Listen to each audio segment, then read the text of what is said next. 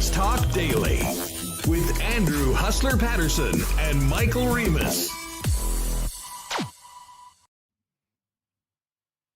Hey, good afternoon, Winnipeg in Canada, and good evening from Doha, Qatar. Haas here with you in another on-the-road edition of Winnipeg Sports Talk Daily from the 2022 World Cup.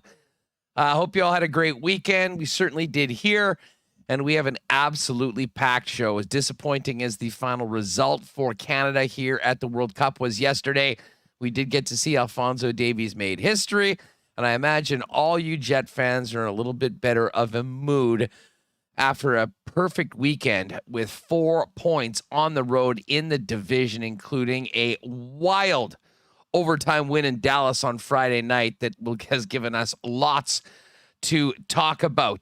Welcome to the program. Great to have you with us. Shout out to everyone watching live on YouTube. Thanks so much for being with us. Hit that thumbs up. And if you haven't already subscribed to the channel, make sure you get on that as well. We're going to be talking lots of Jets today for obvious reasons. I'm looking forward to chopping it up with Remis and getting his thoughts on both wins over the course of the last 48 hours, 72 hours, I guess. And we'll also welcome in Dave Poulin. And Dave, I'm sure, will have a perspective on what happened on Friday night against the Dallas Stars. And when I say what happened on Friday night, you know what I'm talking about. The maybe as controversial a tying goal I can remember in recent NHL history, with Connor Hellebuyck down and out without a mask and the play being allowed to continue. And after a challenge going to the NHL War Room in Toronto, the goal being allowed to stand. For anyone that was on Twitter at that moment, I know it was 6 a.m. or whatever in Qatar. I was nuclear at the moment, as I'm sure many of you were. So we'll get to that with Remo, as well as Dave Poulin. Jeff Hamilton's coming up on the program. And I'm going to talk to John Horn as well. I mean, I know the real international focus has been on Canada here in Qatar at the World Cup. But Canada just won the Davis Cup in tennis for the first time ever. So John Horn's going to join us in the second hour of the program. We'll talk a little bit about how our Canadian men did it and the significance of that for Canadian tennis. But really, World Cup, Winnipeg Jets, and a huge re-signing by the Winnipeg Blue Bombers is where we're going to start off on today's program before Poulin joins us. And we got to give a big thanks and shout out to all the great sponsors that make this show happen, including Coolbet Canada, who, of course, is the reason why I am here in Qatar. Princess Auto, not Auto Corp. Wallace & Wallace, Consolidated Supply, Vita Health Fresh Market, Royal Sports, F Apparel, not Auto Corp, of course, Culligan Water, Canadian Club Whiskey, Boston Pizza, Little Brown Jug, and the Nick and Nikki DQ Group. Shout out to Nick. I just sent him a picture. I was at a mall down the street from where we're staying today, and all the finest international cuisine was there, including a DQ, which fired him a picture over there. But welcome to the program. Great to have you with us. It is just past 10 p.m. here in Qatar, and we're just underway with Portugal and Uruguay up in the final matchup of the day. But let's get Remis in here and get this thing going on. Remo, what is up? How are you? How was your weekend? What's up? Weekend was good, Huss. It was a great sports day yesterday with Canada and sorry, here, Huss, your camera froze again. Okay, here, I'll pop it out. Yeah, just unplug it in. Great sports day yesterday with Canada, NFL all day, and then the Jets. And what a weekend of Jets games. 2 wins. Josh Morrissey with the other OT winner on Friday. And yesterday, the big beatdown against the Blackhawks. I do have to say, I'm operating on little sleep. I got an infant at home. She's turning a month tomorrow. And I've said this so many times, but I have to say it again. I feel like Connor Hellebuyck last season. I know we've made that joke before, but it's tough, man. Going from, the best. He was the best goalie, went only top 10 last year. And then... Oh, well, that was the joke we made last year. Anyways, I'm stalling. Hustler's got camera issues. He should be back now. Huss, you there? I am back. Yes. I'm not sure what happened there. There's, I don't know, some gremlins. Maybe it's the Croatians. They're coming in and, getting the hackers, as someone mentioned in the chat. I'm not entirely sure, but Yeah, man. Listen, there's so much for us to get to right away, and as I said, it's great to have everybody here.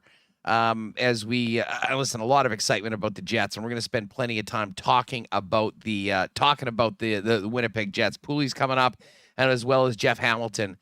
But I gotta say, Remo, just to quickly start off, let's get to Canada and the soccer from here for a couple minutes before Dave Poulin joins us right away. This was like being there yesterday, folks. It was an absolute thrill. I'm sure many of you saw my Instagram story and some of the tweets that we put out. Had a great day. And there goes my camera again. Well, You don't have to jump out. You can just you can either just unplug it and plug it in, or I can just pick your built-in camera. Okay, yeah. Why don't you try that right now? Just hit accept there. Yeah. I'll edit this out after. Yeah, no problem on that. But again, folks, everyone can hear me still, right? They that's can happening. Hear you. Yeah, you're just frozen. So I mean, as far as the game, listen, Canada made history. We finally scored a goal at the World Cup, and the way that it started off yesterday was truly something that I will never forget. We had the thrill of the goal right off the top of the match, and for 25 or 30 minutes, we were we were right there. I mean, we were we had some belief that it was happening, and then it wasn't.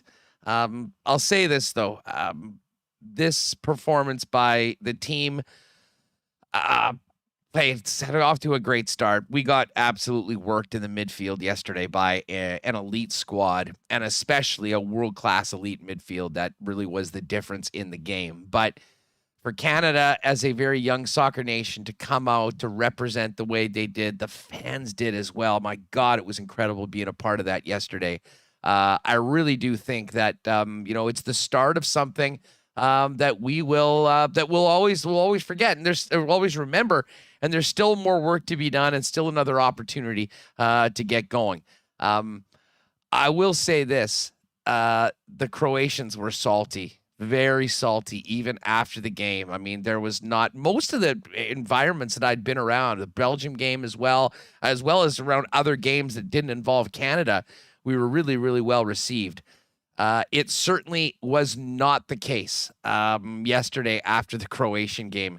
A couple people went up and, they were, chatting. They were, trash talking about Herdman, and I'm not sure the way that was portrayed in the Croatian media. I can't imagine that was very a big positive. With the way that I don't think there was much perspective on what it was and really what he said, how he said it. But I don't think it helped Canada on the pitch, and it certainly didn't help the atmosphere around the World Cup for Canadians that were there. That being said, there's one more game. Canada will not be moving on. I don't think many people realistically thought that was possible. But for an event like this, for a run that Canada's been on, no one expected us to be there at the beginning. It really was it was the way that I think some people were afraid that it would end. But man, for that first 25, 30 minutes of the game yesterday, there was an incredible amount of belief that we were here and something special that was possible. But Remo, as I said, it started well, but it did not end well for the Canadians on the pitch yesterday. Yeah, here before we begin, just choose a different camera there, and we can get this going. But yeah, I mean, I got so excited, Huss, when they scored, like, what was it, 2 minutes in almost. It was, pretty cool. Alphonso Davies scoring in the World Cup, first time Canada had scored in the World Cup, and you thought, oh man, they came in with all this confidence, and it was certainly paying off. But as the match went on, it was pretty clear who the better team was, and it was Croatia. And Canada, they're going to be there in hopefully in another 4 years, and you get another crack at it. But I agree, yes, they were not happy with these comments by John Herdman, the F Croatia, and you heard all the players after saying it was us who effed them. Blah blah blah. So Croatia they were not happy about those the F Croatia comments. No, we had a dude come up to us afterwards, and he was like in the full Croatia kit. He was thinking he was wearing like a water polo helmet or something like that. It was kind of getting in our face. We're like, "Come on, dude, just take a chill pill. Congratulations, you won. Move on." And that's what Canada will do. But anyways, it was an amazing experience. I'm really looking forward to the game and what the Canadians will be able to do on Thursday when we take on Morocco the final time. And I'm sure we'll spend a little bit more time talking about it. As far as the World Cup goes, earlier today, we saw two of the most bananas games in the entire tournament. I'm sure most of you were sleeping at the time when we got it going on with Serbia and Cameroon.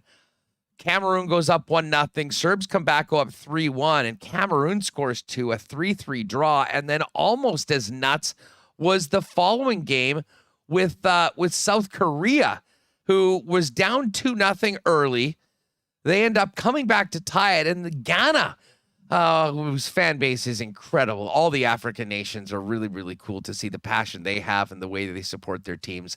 They ended up getting it done. So there's been some great action. Brazil just won 1-0 against Switzerland, and right now we got 0-0 between Portugal and Uruguay. But anyways, we'll spend more time on the World Cup as the week continues, and of course, we do have a game. I'm going to be away tomorrow at some games, and Thursday at the final Canada game, but we'll still have plenty here from Qatar throughout the week, and I'll also be firing up content on all of our socials, including at Coolbet Canada. But Remo, let's get to the Jets. As I mentioned right off the top, we're going to talk to Dave Poulin about the team, where they sit in the standings, a big battle for first place tomorrow with the Avs coming to town to Canada Life Center.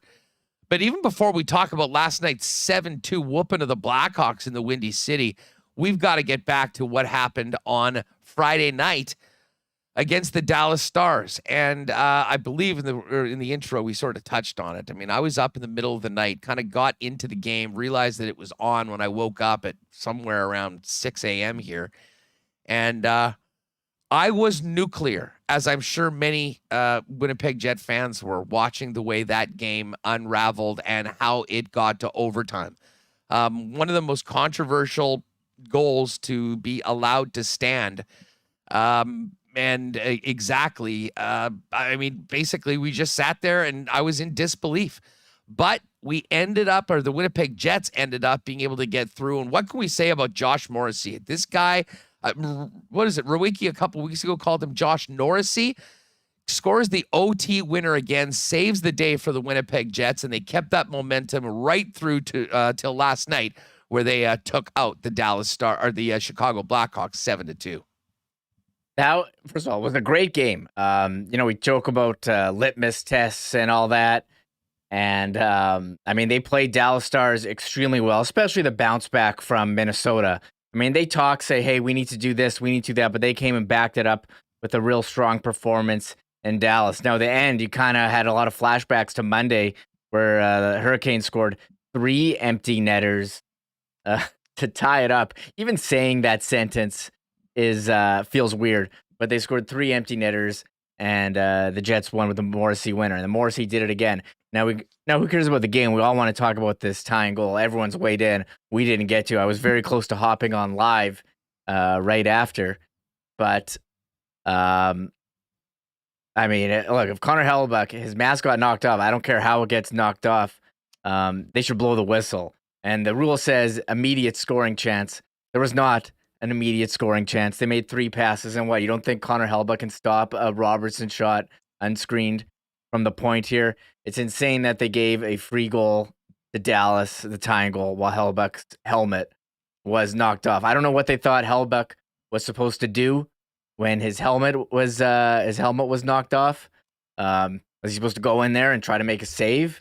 I think he did the right thing. His helmet fell off. There's a potential for a puck coming near him. You don't know if it's going to get deflected or what.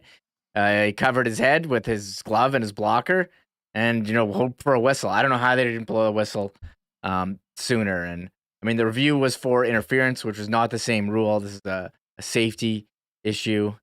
Insane. And you don't need to back out and back in. Insane that happened. So I think everyone, Jets fans, see it that way. The players saw it that way. Josh Morrissey had some comments. Rick Bowness said Chevy was looking into it. I don't know I don't know what that means that he's looking into it, but one of the more ridiculous goals I think that we've seen in a long time.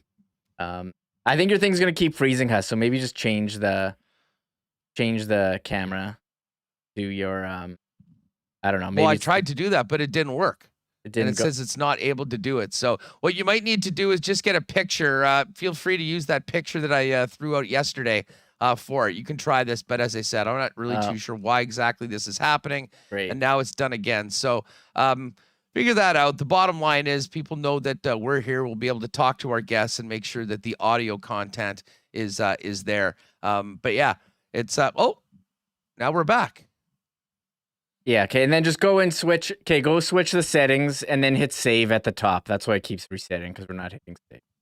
Settings to what? Settings to what? The like shutter speed and ISO. Okay. Everyone gets to see the magic of this incredible broadcast live here as we struggle through. You know, this has happened a couple times before, but it ended up getting set. Yeah. Okay, I've got that now. Now, where do I scroll save up? this? Scroll up to the top of your camera hub and then hit save. Just press it. Okay, we've got it saved. And now it'll never Okay. do it again. I might have froze it, but anyways, I just came in and said that I thought the fact that goal was allowed to stand was insane. Listen, you know, when I know everyone has talked about the rule. Connor Hellebuck spoke to it yesterday, or I guess it was Saturday, saying that it was a good thing he didn't speak after the game because he would have been too hot. Everyone was hot. I mean, as I said, it was 6 a.m. here, and I wasn't able to get back to sleep. I was so fired up, as many people was. And, you know, got a chance to listen to IC and KNR afterwards, and just basically started the day. Because that was an incredibly dangerous play. I mean, what the hell were we supposed to do for a league that demands players go directly back to the bench after losing a helmet? And you know, when a player is down or injured, when his team has the puck, will blow the whistle. In this case, and listen, I think that the spirit of the rule was essentially overlooked. I mean, that was not, and I can't believe some of the people, and again, whatever, obviously I'm coming with a Winnipeg bias on this, but okay, so the play is going to be allowed to continue. So what's Hellebuck supposed to do? Jump up and get back in the net, putting himself in serious harm and danger? Ridiculous. I'm sure that this is going to be talked about at the general managers meetings. And that's something that Rick Bowness said. He goes, what can I do? Go forward. Chevy can sort of handle this along with the powers that be in the National Hockey League. But I don't think that 4 seconds and a couple passes is in the spirit of an immediate scoring chance. That wasn't the case at all. So we'll talk more about this, and we'll hear a little bit more about this a little later on when we get into it with Jeff Hamilton, of course, Dave Poulin, and we do have some clips going forward. But the great thing about it was the Winnipeg Jets got it done again. And man, I know there was a lot of eyes that have been raised by Adam Lowry's presence to start overtime. A big part of it is the faceoff circle. And the one thing, and maybe we'll talk about this with Jeff, Rick Bowness mentioned it in his post-game address to the team, was the shout out to the centerman for being better in the faceoff circle. Because one of the most concerning issues of that game on Friday night was just how the Jets were absolutely dominated in the faceoff circle. I can't remember numbers as ugly as that in the dot, maybe ever. I believe, and this is just off the top of my head, but I'm pretty sure Dallas won 45 draws to the Jets 20. Adam Lowry was the Jets' best faceoff man at 42%, and everyone else was in and around 20 or worse. So that was certainly a big part of the game, and the reason why Dallas had the opportunities to get back in. And I think you'd probably go back if you do the breakdown. Probably a big reason, with the Carolina game. I mean, they just didn't have the puck.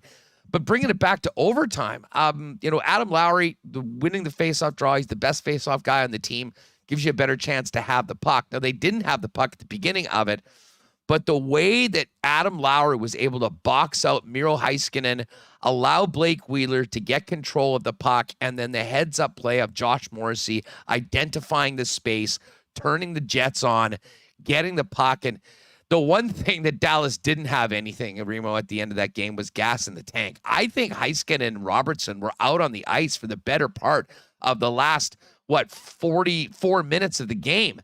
And anyways, Morrissey does it again. He is having the season of his career so far and is a massive reason why the Jets sit where they do right now in the NHL standings. We're going to talk about it coming up with Dave Poulin. We do have some clips we'll get to a little later on when Jeff Hamilton joins us. Do want to give a big thanks, though, to our friends at Consolidated Supply, folks. I'm going to be back next week, and when we're back, there's the 12 Days of Christmas. We will be having the 12 Days of Marbles.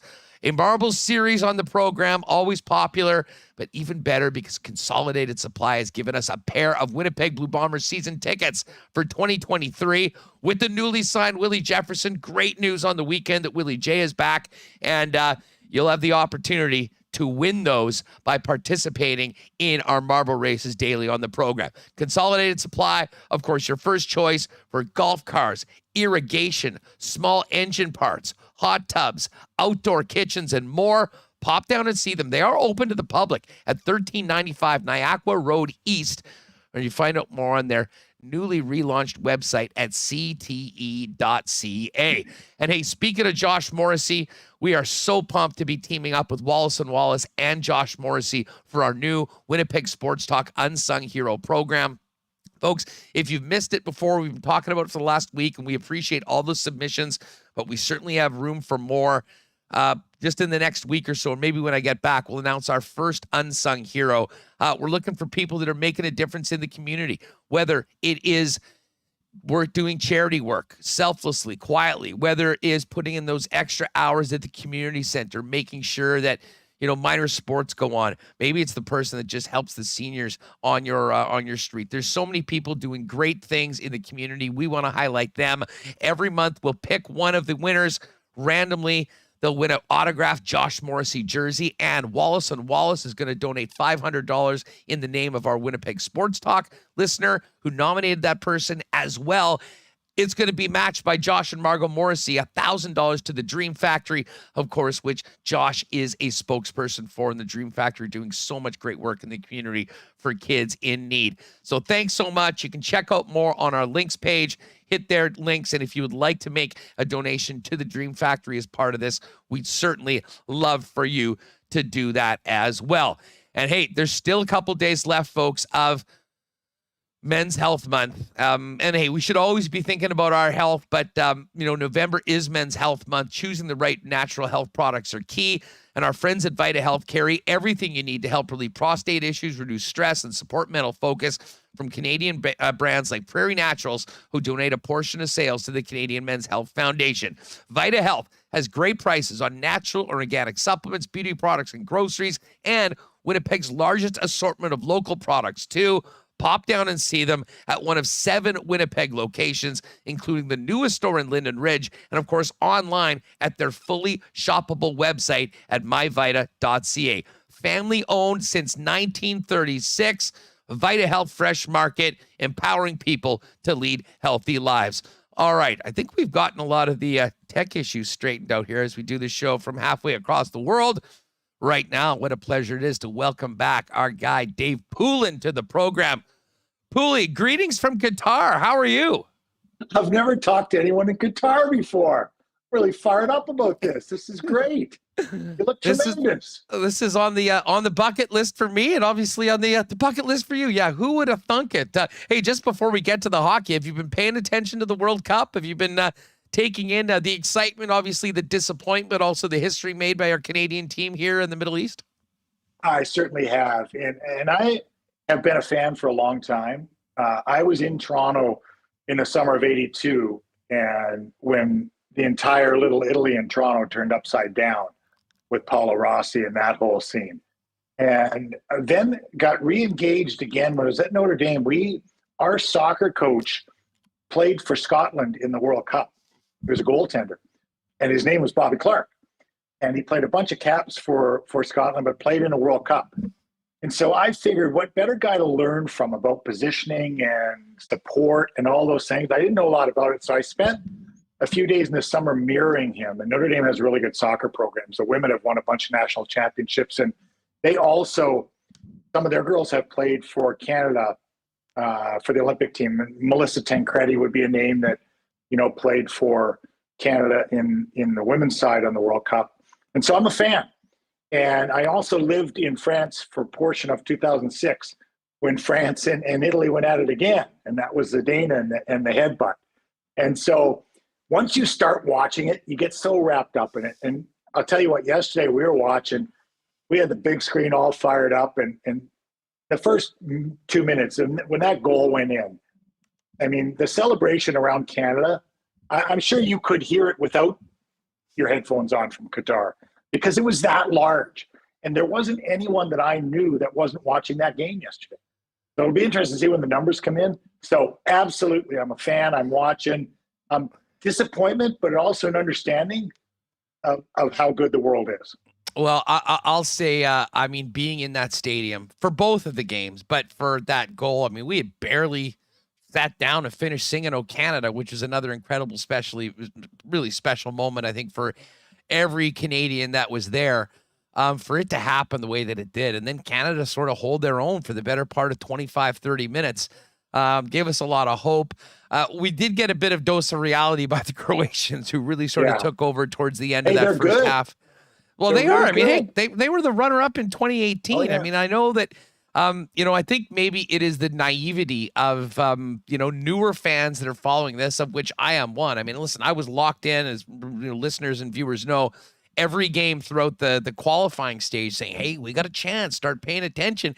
And then the way we did it, winning CONCACAF, I think maybe exaggerated some of our expectations for the club. But from your perspective, Dave, I mean, you've been involved in management and building clubs. I mean, I think in a lot of ways, we maybe got a little ahead of ourselves, but for good reason, because we're a little ahead of schedule to getting to this point. But when you think about Alphonso Davies and a Stack in the midfield, Stacchio, and Tajon Buchanan, who is amazing. I mean, there really is a bright future, and this is just the start for the Canadian program, and really looking forward to seeing what we've got coming up on Thursday in the final match here, which I will be attending in Qatar when we take on Morocco.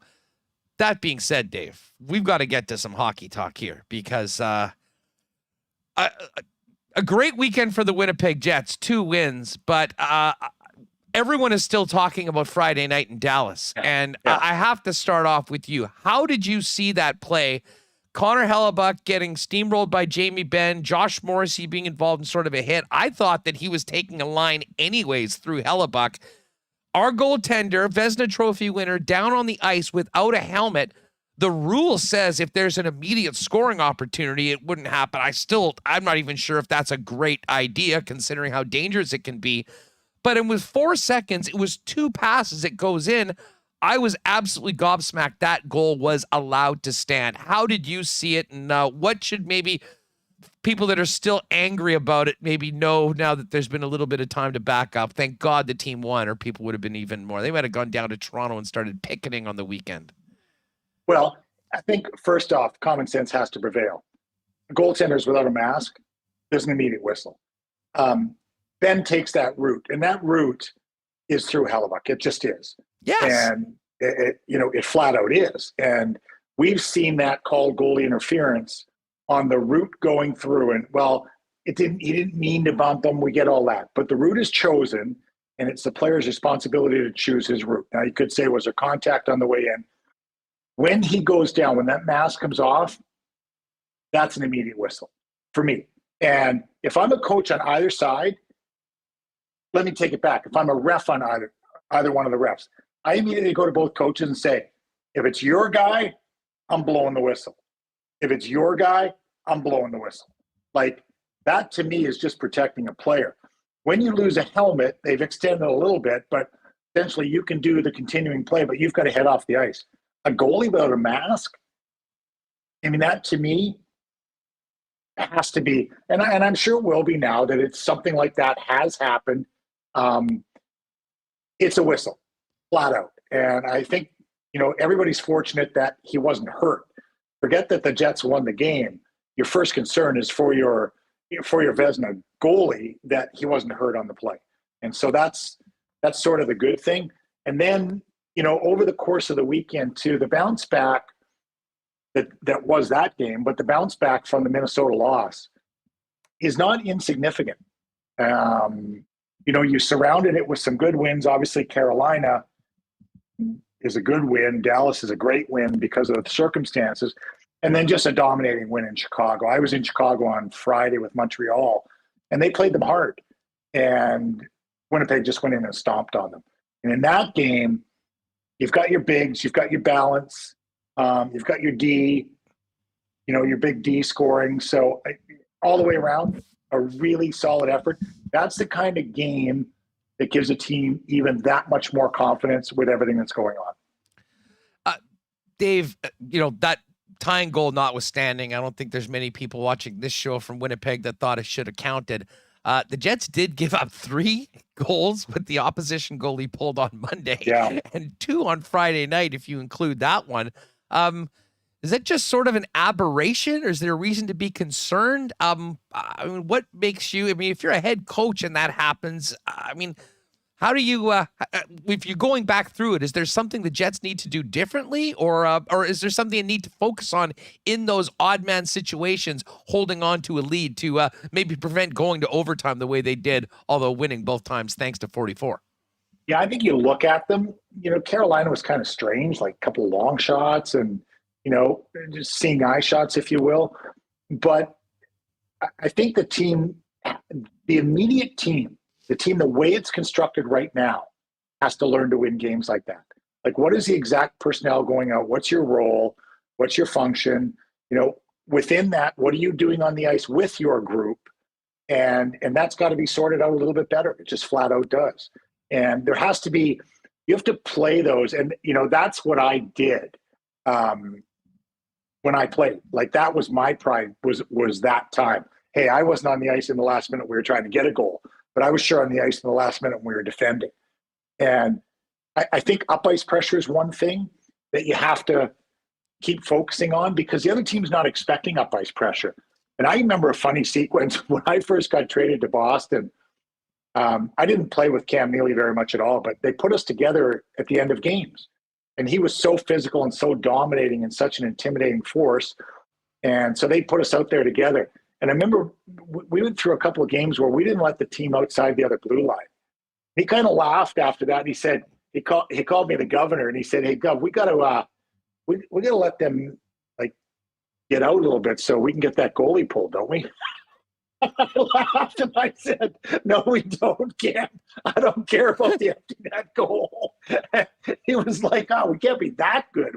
We penned them in so much. They didn't even get a chance to pull their goalie, so we didn't even get a shot at empty net goal." But we just laughed about it. But that's how dominating we were.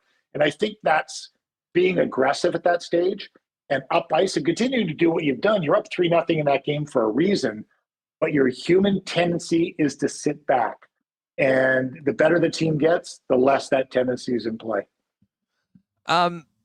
Dave, notwithstanding what happened with the goalie pulled and the fact that the Jets had to work a little extra, Josh Morrissey continues to have an absolutely monster season. And one of our pals, Brandon Wiki, dropped the nickname Josh Norrisy on the show a couple weeks ago. And it's picking up a little steam right now. What are you seeing from Josh's game? The importance that he is to what the Winnipeg Jets are doing in every aspect of the game, but the success he's having, the points he's putting up, and the huge goals that he's scoring at 3-on-3 to get incredibly valuable points in the standings to put the Jets where they are, battling for first place when they get back home tomorrow night. Well, let's start with the last one with the OT goals. The unorthodox of a D stretching for a breakaway. And think of the confusion on the other side on who's covering whom, with the centerman below the goal line throwing the stretch pass to the D. I love it. It's very Erik Karlsson-ish, if you will. And to even throw that name in the same sentence is pretty flattering. But if you think about Josh Morrissey coming into the league, he comes in and he's a first-round pick and not a huge offensive guy. Like, you weren't thinking you had the offensive guy. But think of who was in front of him at that time with Buff, with Trouba, with Myers, with Sherratt. He's in the third pairing, And then all of a sudden, in one fell swoop, he's not in the third pairing. All four of those guys are gone at once.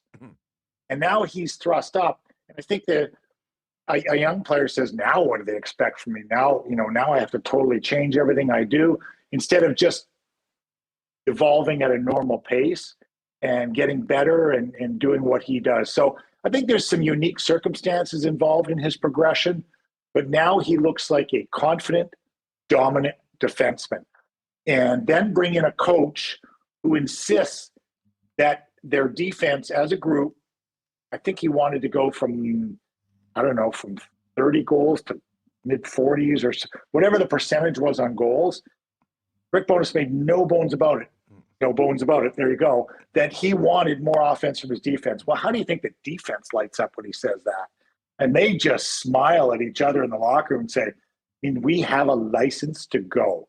But what that does puts a lot of pressure on the forwards to know that they're responsible for covering up. And I think that's something that Rick Bowness's system has injected, is the responsibility on both sides. Yeah, okay, we can ask our D to go, but by the way, somebody better be there to cover up for them. And right now you're getting that. It was a fascinating conversation that Rick talked about in the offseason with Josh, saying that, every time we, at that point, the Dallas Stars played the Winnipeg Jets, we watched video, we talked about you as such an important player. And, when this season gets to the end and they're talking about the top 10 defensemen in the league and talking about the Norris Trophy and votes, I want you to be in that. And love it. That's sort of a confidence before you even set foot in a training camp practice, I think is part of the brilliance of what Rick has done. I mean, he's connected with these players personally, outside of the rink, both as men and as players. And it really does seem like it's bringing out the best in many of the Winnipeg Jets and the team so far. But I'm not sure there's a better example of that than Josh Morrissey right now. Yeah, I would agree with that. And you have the uniqueness of a coach coming from within the division, not only within the conference, but within the division. So he's had eyes on him. He's had to game plan him. He's had to plan to play against him. And who better to tell you how good you are than someone who's tried to figure out how good you are from the other side. So that injection of confidence, but the communication part you're talking about, I think can be a lost art, not only in sport, but in today's world of management. And, so often it's a quick email or a text, or, you lose the voice or don't have face-to-face conversations. And even in the way we all did business through the pandemic, everything became Zoom and you lost that face-to-face. And I think Rick Bowness's strength is sitting down with someone and telling him face-to-face, here's the experience I have. By the way, here are the D I've coached. And he's coached some D in his day. And, and here's where you can be. I go back to, I had Rick his first year as a head coach in the NHL, and he was coaching a guy named Ray Bork. Well, there's some pretty good reference points as a coach that you can say to Josh Morrissey, here's where I think I see you fitting in. And I think Rick's done a very strong job of that.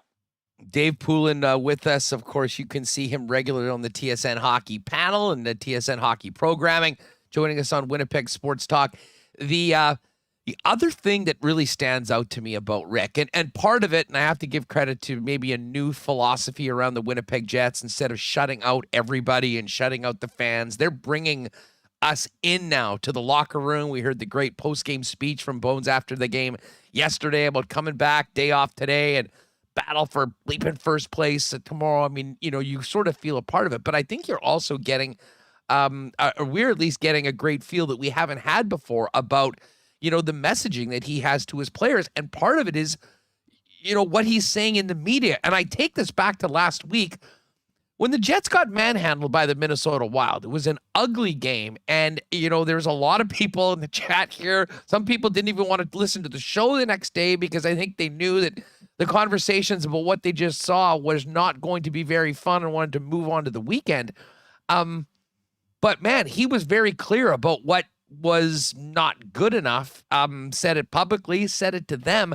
And it seems like when the Jets have had a real off night, it hasn't festered. It hasn't grown into an extended losing streak. And, no better example of that with the way that they were able to play, despite going to overtime against, the Dallas Stars, the first place team on the road, and then following it up with the game that they should have won and they did in convincing fashion. Now that we've had, about a quarter of the season and we're past American Thanksgiving and the Jets are comfortably in a playoff spot, now battling for, an area code or a spot in the division that many people didn't think was possible at the beginning of the year.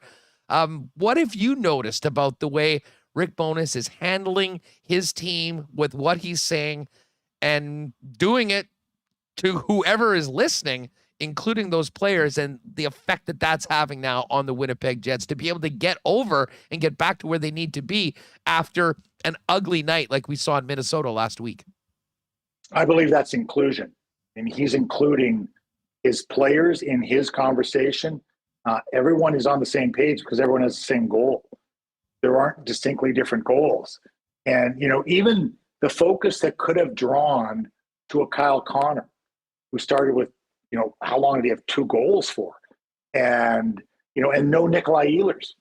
You're without one scoring, without one playing. And yet he was inclusive in the fact that everyone had to pick it up. Everyone had to be responsible for being a part of this. And I think that's what Rick does so well in the success he's had for as long as he's had in the NHL, is because you feel as a player, you're playing with him, not for him. And there's a difference. And I think he's made it clear to the players that they're all playing together. And then you see some results and it's like, oh, well, okay, this actually does work. And there's a belief that comes with results. And that's the beauty of having a good start and being off, up near the top of the division early on to get that confidence. And believe me, the other teams know it coming in. They see it and they feel it. And, I've always, over the last couple of years, been waiting for it to happen, and it hasn't happened. And, I've thought that the parts were better than what the sum was giving, the city of Winnipeg, that it should have been better. And I think that's showing up right now. One of the other things that had been, a real issue for the Winnipeg Jets in the last couple of years, and I mean, some will say it's because they didn't have the opportunity, but getting that sort of production and contributions from the bottom 6. Adam Lowry is always a big part, but I mean, last year he played for about 2/3 of the season with Christian Vesalainen, and it just did not work. But this year we're seeing Axel Johnson-Fjällby, Sam Gagner, who wasn't in the lineup yesterday, but had played all the way up. Mikey Eyssimont, who's been phenomenal since coming in and making something happen this year.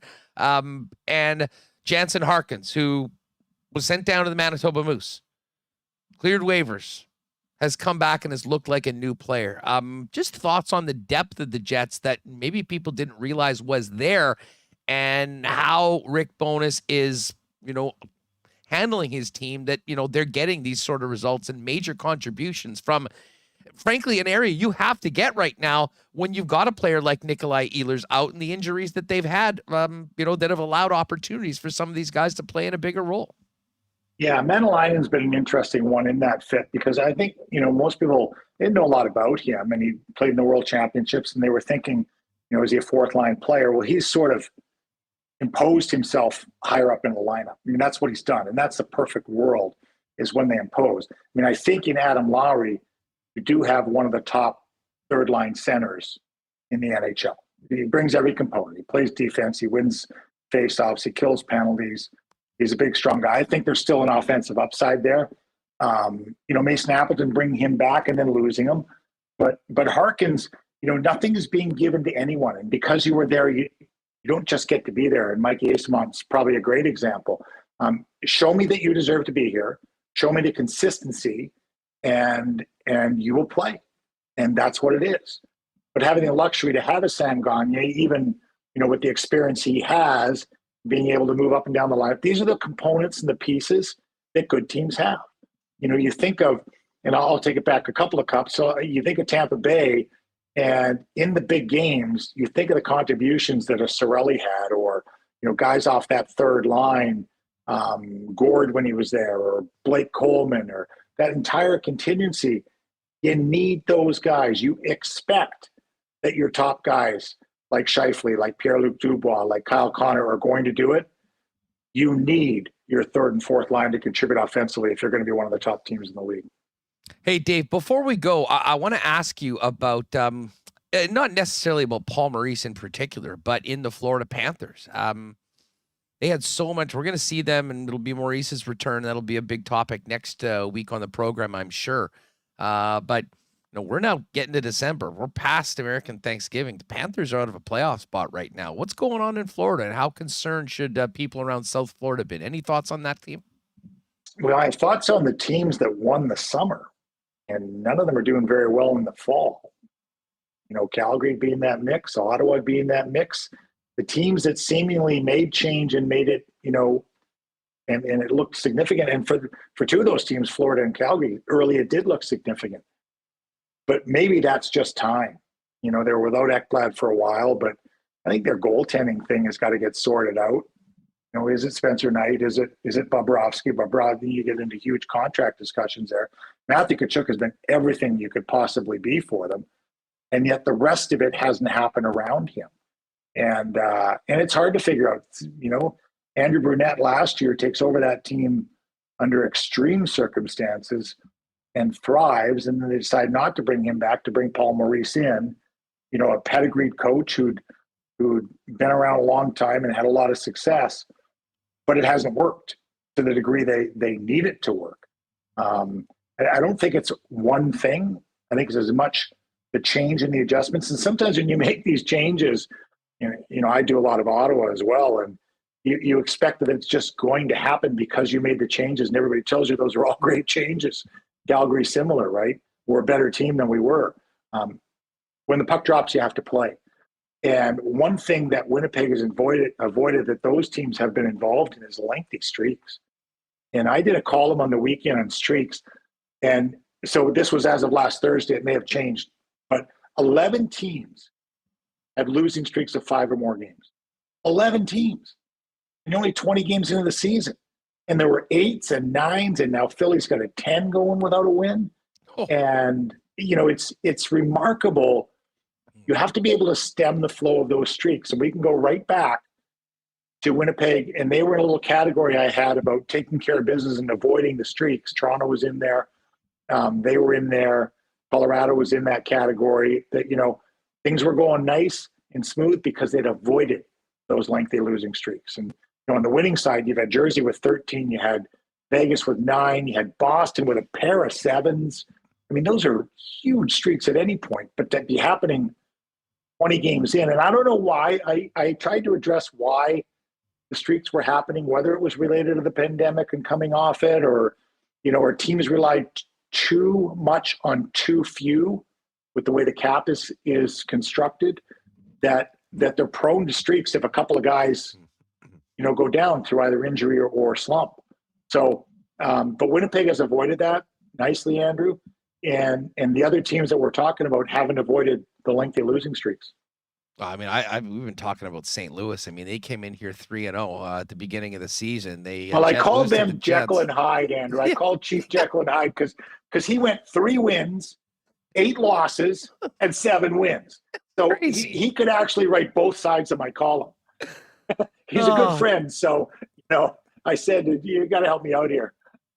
It's been a wild season so far, but I can tell you everyone in Winnipeg pretty excited about what this team has done so far. Now back and home for 4 in a row, and what a great test tomorrow against the Colorado Avalanche. Poulin, as always, thanks so much for doing this. Keep an eye on the Jets. We'll look forward to catching up with you in a week or two and getting your latest thoughts on what's happening here in Winnipeg and around the National Hockey League. And safe travels, Andrew. Enjoy everything over there. And I do have Winnipeg, I believe, maybe 4 or 5 times in December. So I've got a lot of the Jets coming up. You'll see me a lot. Oh, cannot wait to see you on the tube and, of course, talk with you here on the program. Thanks so much, Dave. Take care. Great stuff. There's our good friend Dave Poulin with a great segment on his thoughts on the Winnipeg Jets so far. And, of course, big homestand coming up. And Reem will be getting you ready for it tomorrow with a big show setting up the matchup against the Colorado Avalanche. Jeff Hamilton coming up right away. have to get to our why not question of the day. And why not question of the day today? We have to go back to Friday. And just, in the chat, and listen, if you're looking at this program after we've gone live, hit us up in the comments. But I would love to know where your mental state Friday when the Dallas Stars tying goal was allowed and Connor Hellebuck was on the ice and no mask. This was a huge topic around the National Hockey League for the weekend, but it sent a lot of Winnipeg Jets supporters off, including myself. Would love to know. Maybe some of you think that it was an overreaction. I kind of doubt it. Hit us up in the comments of the why not question of the day. And hey, our friends at Knot are ready for the holiday season and the long winter ahead. And hey, listen, if you're thinking about a new vehicle or upgrading your current one, no other place to start off than Waverly and McGillivray and Knot AutoCorp. Check out all the great vehicles on the lot right now. And if there's a particular make and model that you have been thinking of, they'll help you source it, find it, and get you into it at the best possible price. And if you do want to sell your car, they've got a very successful consignment program that takes all the hassle and worry out of your hands, and you'll just sit back waiting for a nice check from Knot AutoCorp. And by the way, if you haven't got your winter tires yet, what the heck are you waiting for? Winter tire specials right now at the service department at Knot AutoCorp and the MPI payment plan. Why not get safe winter tires now and pay later at Knot AutoCorp, Waverly and McGillivray, and of course online at knot.ca. Hey, I know there's probably new favorite players emerging for Jet fans each and every day. And if you're thinking about a new jersey or new Jets gear, pop on down to Royal Sports, the massive selection of Winnipeg Jets gear, Winnipeg Blue Bomber gear, and of course, tons of great Canada soccer gear, like my lid right here that we've worn at a couple games so far. It's all there for you. And with Christmas right around the corner, get ahead of it. Don't wait. Pop on down to Royal Sports. Everything you could possibly want for the sports fan or player in the is there for you. And of course, coming off their great Black Friday sale, there's still tons of great savings right now at Royal Sports, whether it's in the hockey department, merchandise, shoes, and more, the King Skate, Snow, and Surf side. It is all there at the greatest sports store, maybe in the country, Royal Sports, 750 Pembina Highway. And make sure as we get into December to follow them on Instagram at Royal Sports Pembina for the latest merchandise drops and sale information. For instance, their massive Yeti section is packed up and make great gifts as well. Big thanks to Royal Sports. And hey, one of the other things that we've talked about, we will do another suit show when I get back from Qatar, is the gang over at F Apparel. There's a lot of planning right now into next year for weddings. Fellas, if you are at a wedding party, talk to Andrew and his staff there about a great special right now where if you guys can get measured up and booked in by the end of November, you'll get a free shirt for everyone in the wedding party, as well as a 10% discount. But this is also a great time to be thinking about improving the wardrobe for 2023.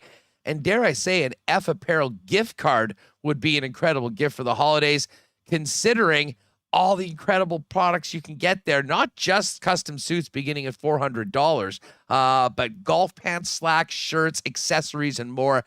They have it all to make you the best dressed man in Winnipeg. Pop down and see him. F Apparel, 190 Smith Street downtown, and online at that's EPHapparel.com. Gift cards available now for Christmas just around the corner.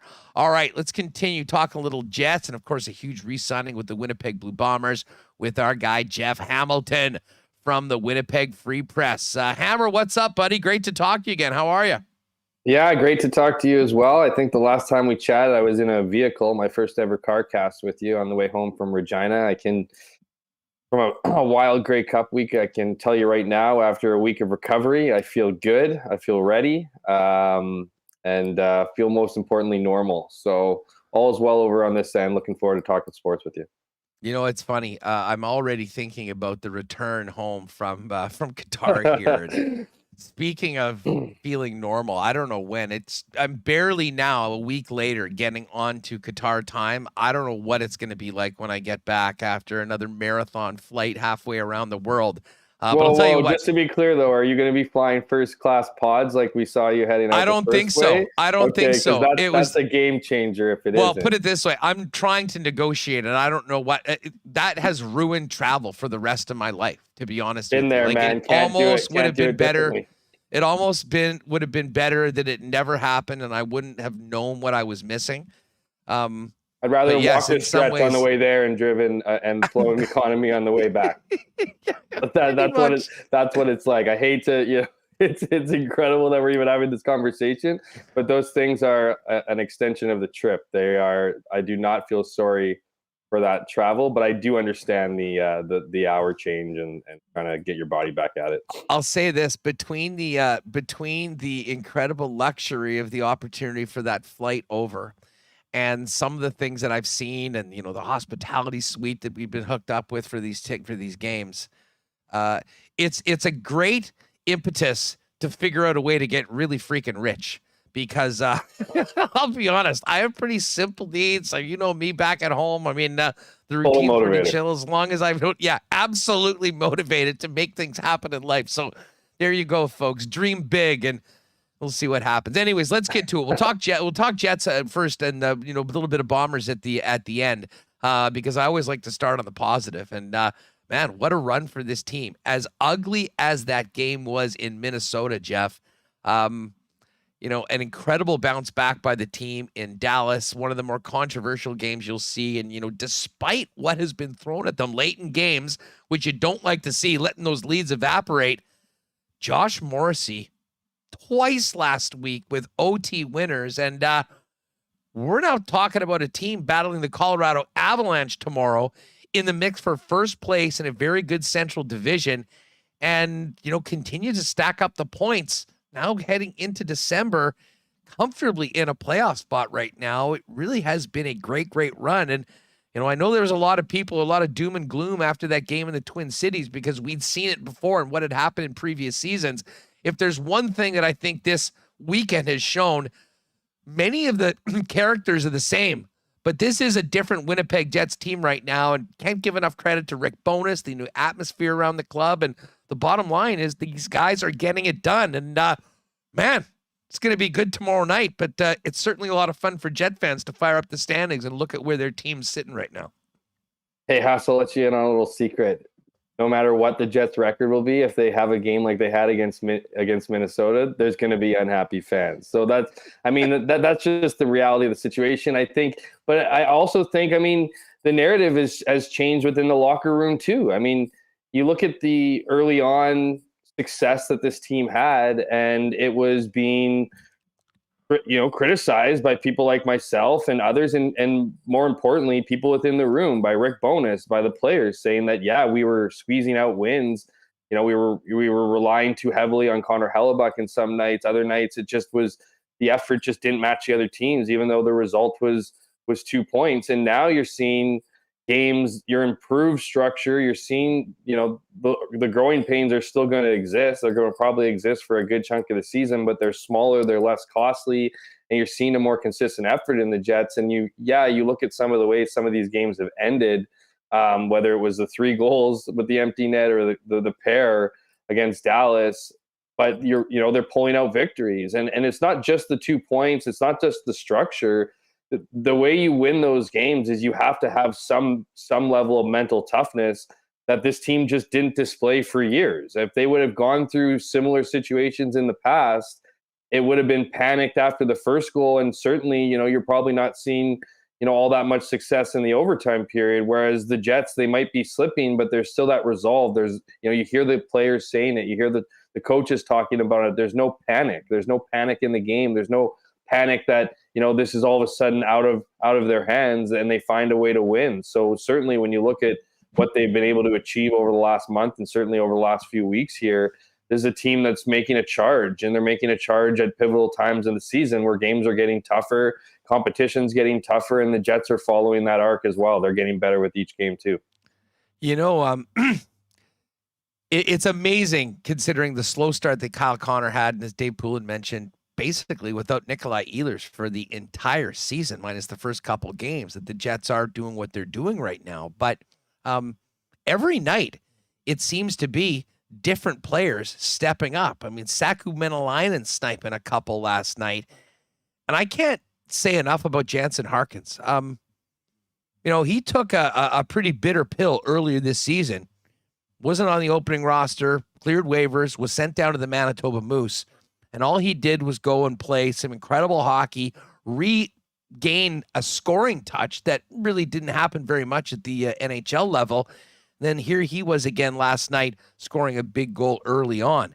I don't think there's a better sign for a team overall when you have different players stepping up night after night, having an impact, being able to say that they've contributed. And I think that's all leading to the great atmosphere and feeling around this team right now as they continue to put up wins. Yeah, I think, I don't even know where to start with all that. There's so many different spots. I mean, you look at a guy like, as you mentioned, Jansen Harkins, that, I think it was a tough pill to swallow, as you alluded to, going down to the Moose. It always is for a player who's locked in as much time as he had and felt like he was an everyday player already. That can go one of two ways. That can go really bad for you and you kind of get lost in the mix. And as new guys come in, guys like, Mike Yesimont, who have come up and done great things, and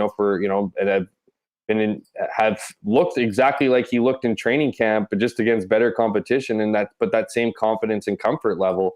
I do think there was an appetite to come back for Jansen Harkins. Not suggesting that he wouldn't have been working his can off to come back, to play at the NHL level to earn an NHL paycheck, but I think there's that added, wanting to get back when the culture is as good as it is right now, when everyone does feel a part of it. It's one thing to create a culture where everybody truly feels a part of it, which is certainly a positive. Everyone it doesn't matter what it looks like on the stat sheet. If you're helping out in the film sessions, if you're helping out in the meeting rooms, if you're helping out in all these different capacities, that's the kind of culture you want to breed. But when you actually have everybody contributing on the game sheet, 2 games, seemingly, game in and game out, that's a whole other power when it comes to feeling part of it. And that's what the Jets currently have right now. That's what they're getting from, really from all areas of the lineup, from, all 4 forward lines to all 3 defensive pairings to clearly,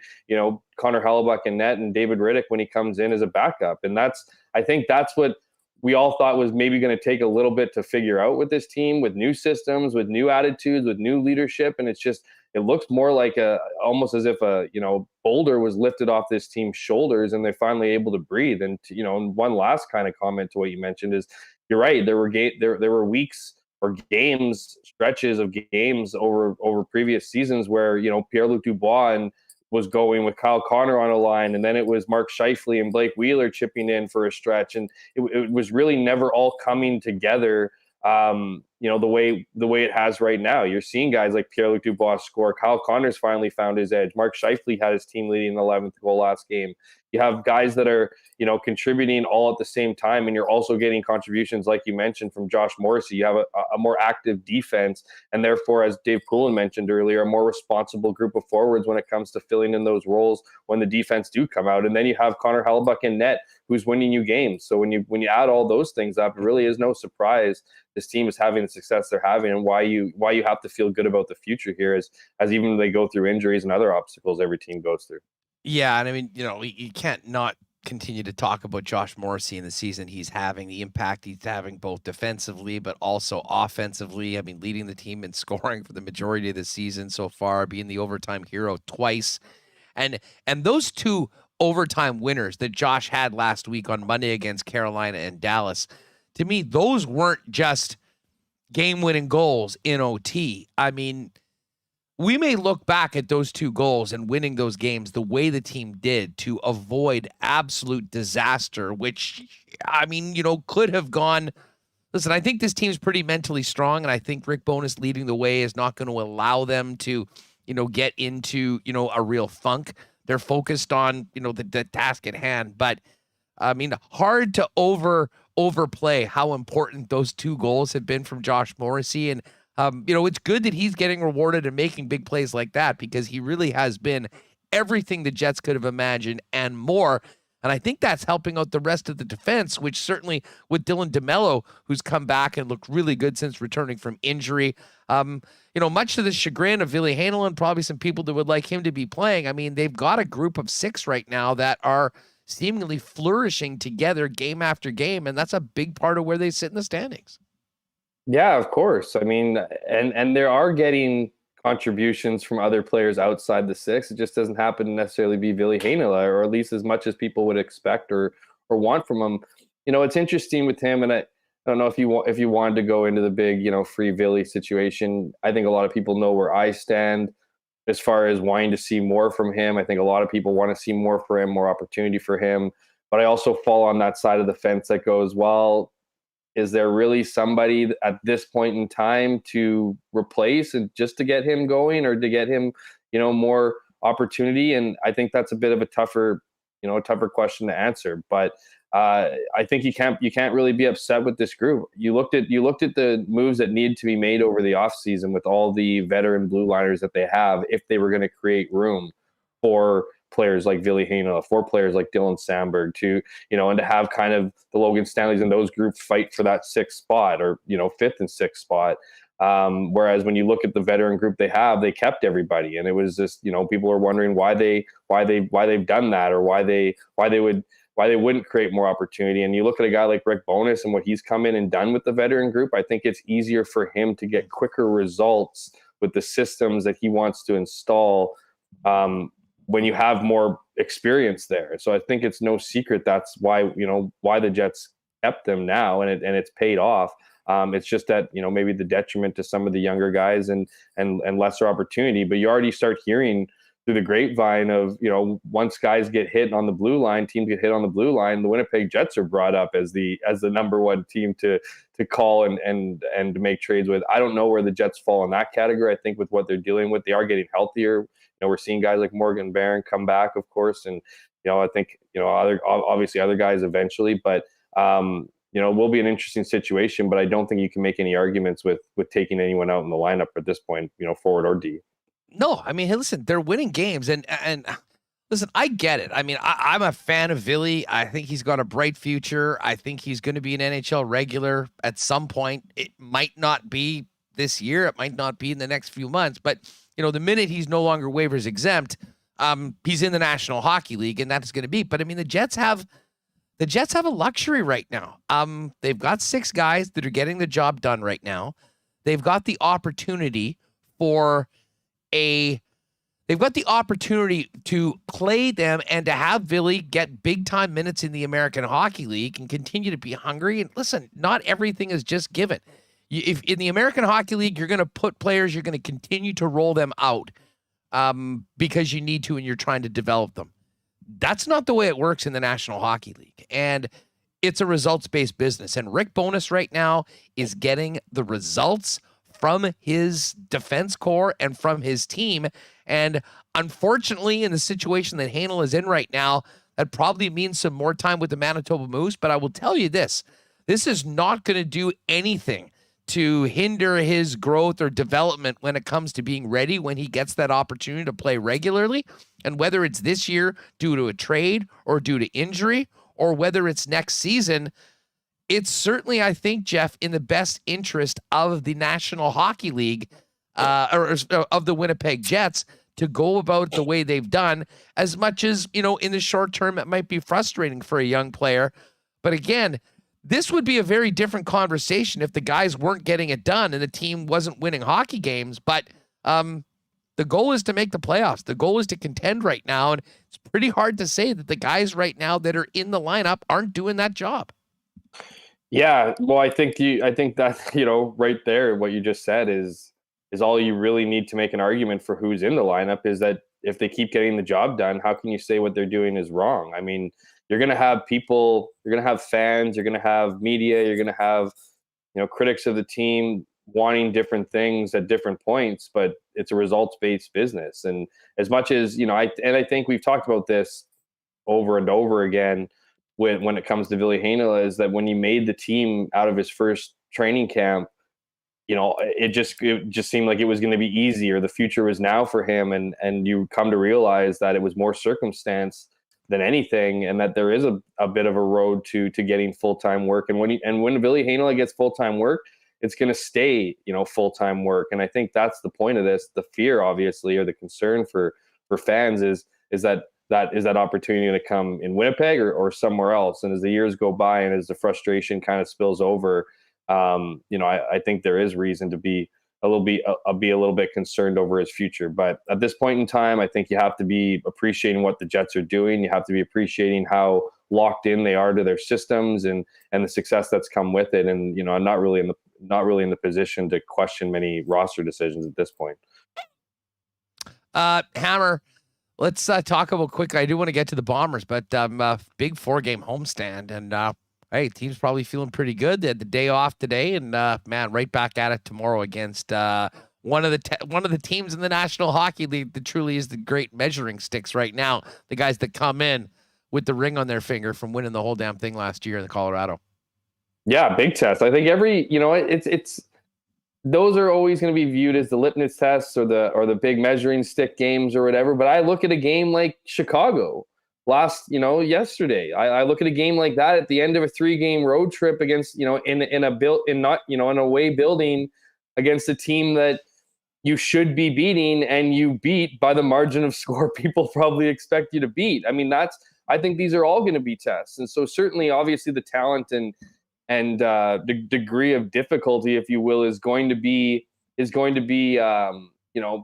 more difficult with the Colorado Avalanche than the Chicago Blackhawks. But the expectation is the same: to play within the system, to play within the way that Rick Bowness wants this team to play and to compete against. And we've seen this. I mean, Colorado's been beatable this year. They've figured it out, as those teams usually do. I mean, they did have the shortest off season and the longest hangover than anybody else did over the summer. So there is reason to understand maybe a slow start from them. But certainly, if the Winnipeg Jets want to be considered, one of those teams up in the and where they are currently in the Central Division, they're going to have to beat teams like the Colorado Avalanche. So I think their attitude and certainly is bring it on here.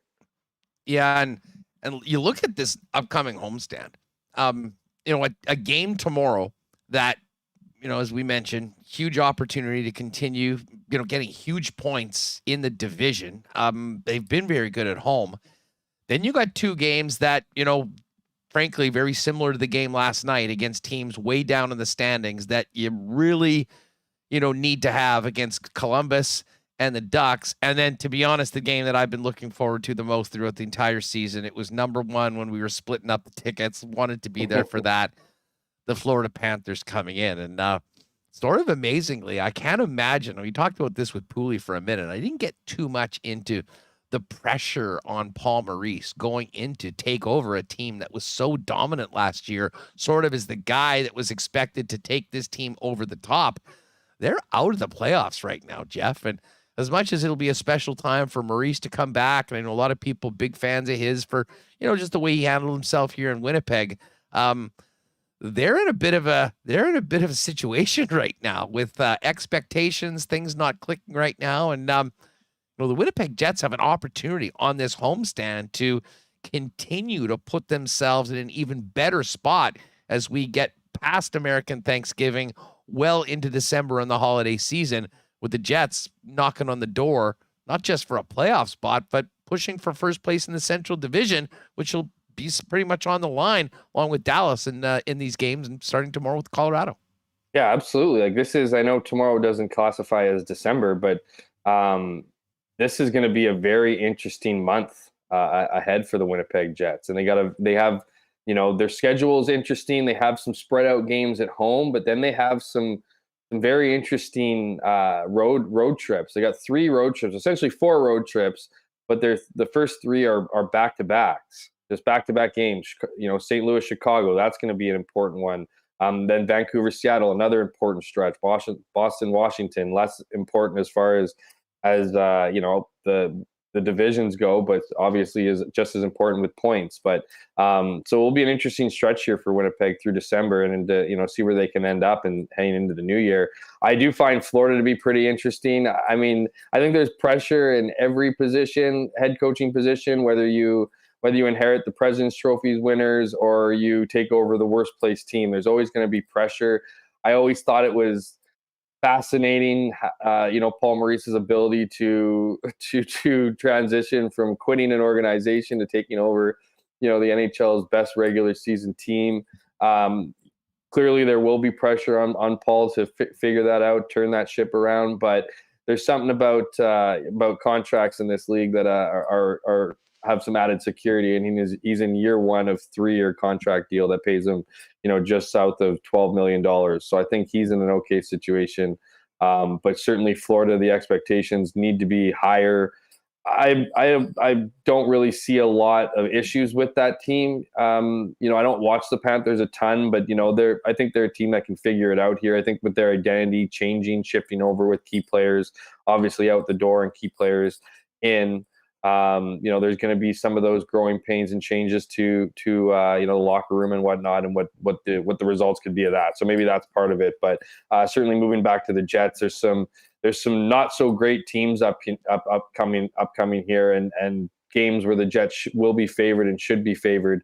And if you can build up a good lead and play some great hockey into Christmas, we all mentioned the certain times of the season, including this most recent one, American Thanksgiving, where the Jets, near at the top of the Central, if they can continue this run through December, makes their lives down the final stretch much easier and more focused on playoff hockey and less about being desperate and playing too many emotional games. Because if you ask any of the good teams, whether the Colorado Avalanches or any teams that have gone deep into the playoffs, they'll tell you, a big luxury of being a solid team is not having to feel that stress of playoff hockey, in March, or April, and, play consistent, good hockey, but play so, to build on the confidence you've been building all season, not trying to gain some before the games really matter.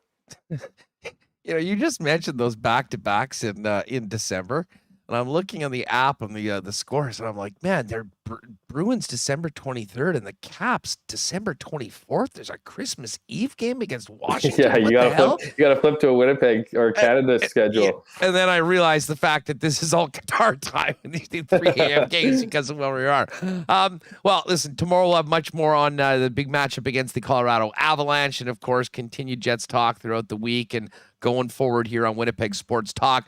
But can't not talk about the extension of Willie Jefferson. Of course, last week when we spoke, it was still, the shock and, the aftermath of losing in the Grey Cup. But right back to work for Kyle Walters. Patty Neufeld signed. Willie Jefferson signed. Give us a little bit of an update on what's happening in the front office of the Winnipeg Blue Bombers as they are fully into off-season mode, trying to keep the core of this group together to come back and maybe have a big unfinished business season next year.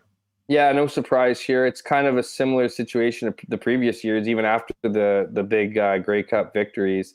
There's a bit of a rush, and it's really any team, as soon as they're eliminated, get to business, signing free agents, because when you look at the salary cap, a lot of teams haven't spent to the salary cap at this point, and any money that gets spent prior to the calendar flipping over to 2023 counts against the 2022 salary cap. So whether it's bonuses, whatever it is, however they structure the deals, if you can get that money spent before the new year, it doesn't take into your 2023 cap. So, no surprise on the players that have come back. I think when you went around the locker cleanout day, if you could have told me the 3 guys that were, if they didn't already have deals signed, were very, very close, was Willie Jefferson, Patrick Neufeld, and Jamarcus Hardrick.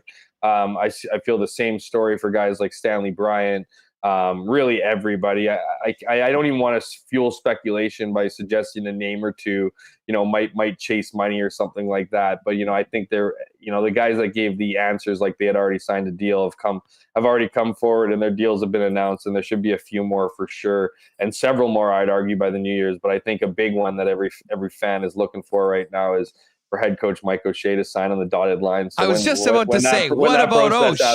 What about Osh? Look, I wrote the other day after his media availability, the opportunity to, pour cold water over any kind of hot speculation that he wouldn't be back. He opted to take a pass. I think if you're a fan, it can be a little frustrating to maybe hear his answers. Someone who, only wants to see Mike O'Shea back patrolling the sidelines for 3+ more years and see where he can continue to take this team.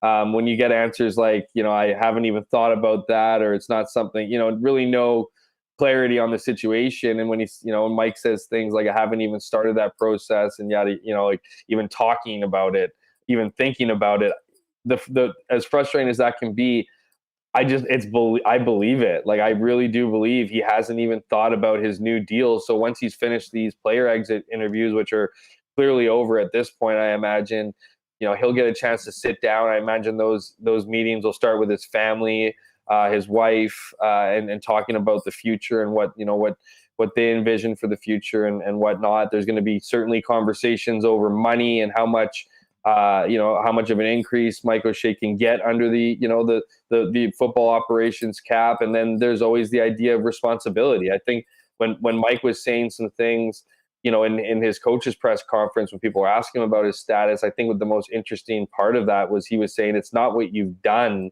that should dictate your next contract. It's how you envision your role within those years. And so there's been lots of talk and speculation about, Mike wanting some more added responsibility, whether that's a general manager role or assistant general manager or whatever, some kind of executive, promotion, which would obviously come with added money as well. How does that work out? How does that fit in? But I will say this, I'd be absolutely floored, shocked, in awe, all those adjectives you can bring up if Mike O'Shea is not the head coach, plus whatever role that might come with it in the future. Whether that deal's done in the next couple of days, weeks, before, you'd assume it's before the new year, but I definitely see it coming nonetheless.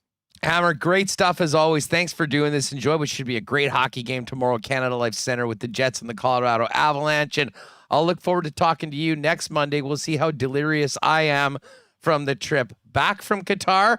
But in the meantime, we'll be watching this Jets team in the middle of the night here, and I'm looking forward to talking about it here on Winnipeg Sports Talk. Thanks for doing this, buddy.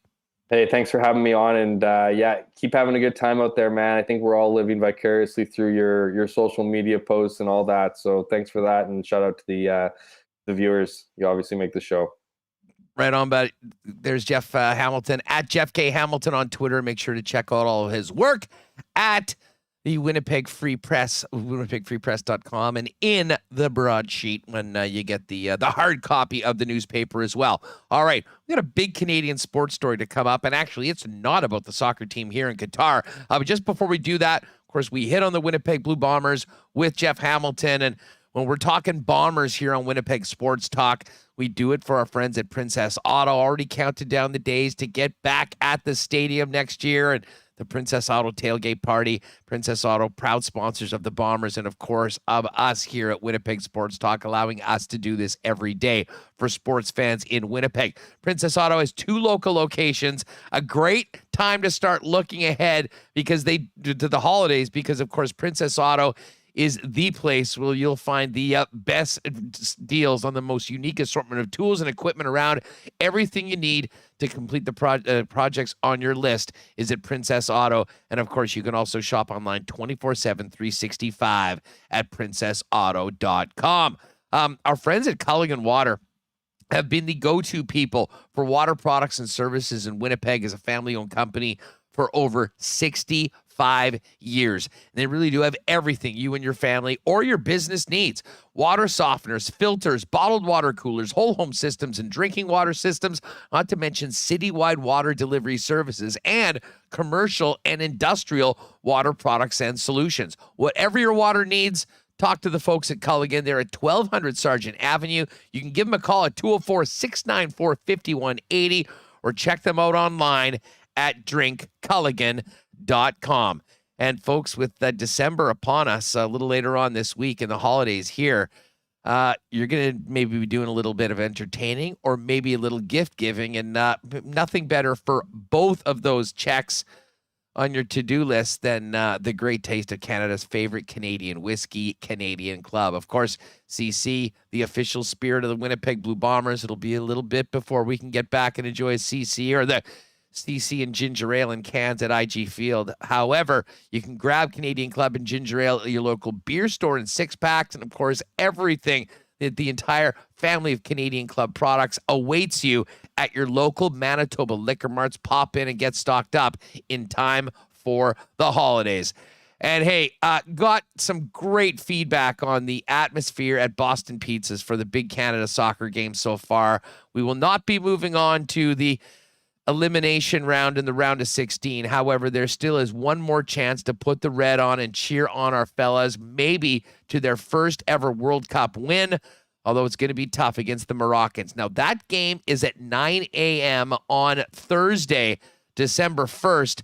And BP Keniston, BP St. Vital, and BP Pembina will be serving the delicious new BP brunch menu for Canada's morning games. Make the most of it, folks. This only happens every 4 years, and we haven't been in it since 1986. So get the gang together at Boston Pizza. You'll have a chance to win Team Canada jerseys and more at every BP location. Bring the crew and cheer Team Canada at the World Cup at Boston Pizza, and make sure to check out some of the great new features on the Boston Pizza feature menu while you're there. And of course, you can always order online at bostonpizza.com. Well, internationally, the big story was Canada at the World Cup, but Canada is now Davis Cup champions for the first time, and had to bring in John Horn to talk about the big win for our Canadian men yesterday. John, thanks so much for doing this. What's going on? How are you? Not much, just in the car, just doing pickup duty, and probably not having as much fun as you are right now. Yeah, honestly, this has been the experience of a lifetime. A lot of culture shock, learning a lot of things, meeting people from around the world, and being there to watch the first goal. We'll see whether we can get the first result for Canada on Thursday. But I think maybe with some of the hype and excitement about this World Cup and Canada being there for the first time in 1986, I think this Davis Cup really snuck up on a lot of people. John, we've talked tennis with you over the last number of years on our old spot in here on Winnipeg Sports Talk. Canada, Davis Cup champions. I mean, put this into perspective, what a huge, significant moment this is for Canadian tennis and Canadian sport.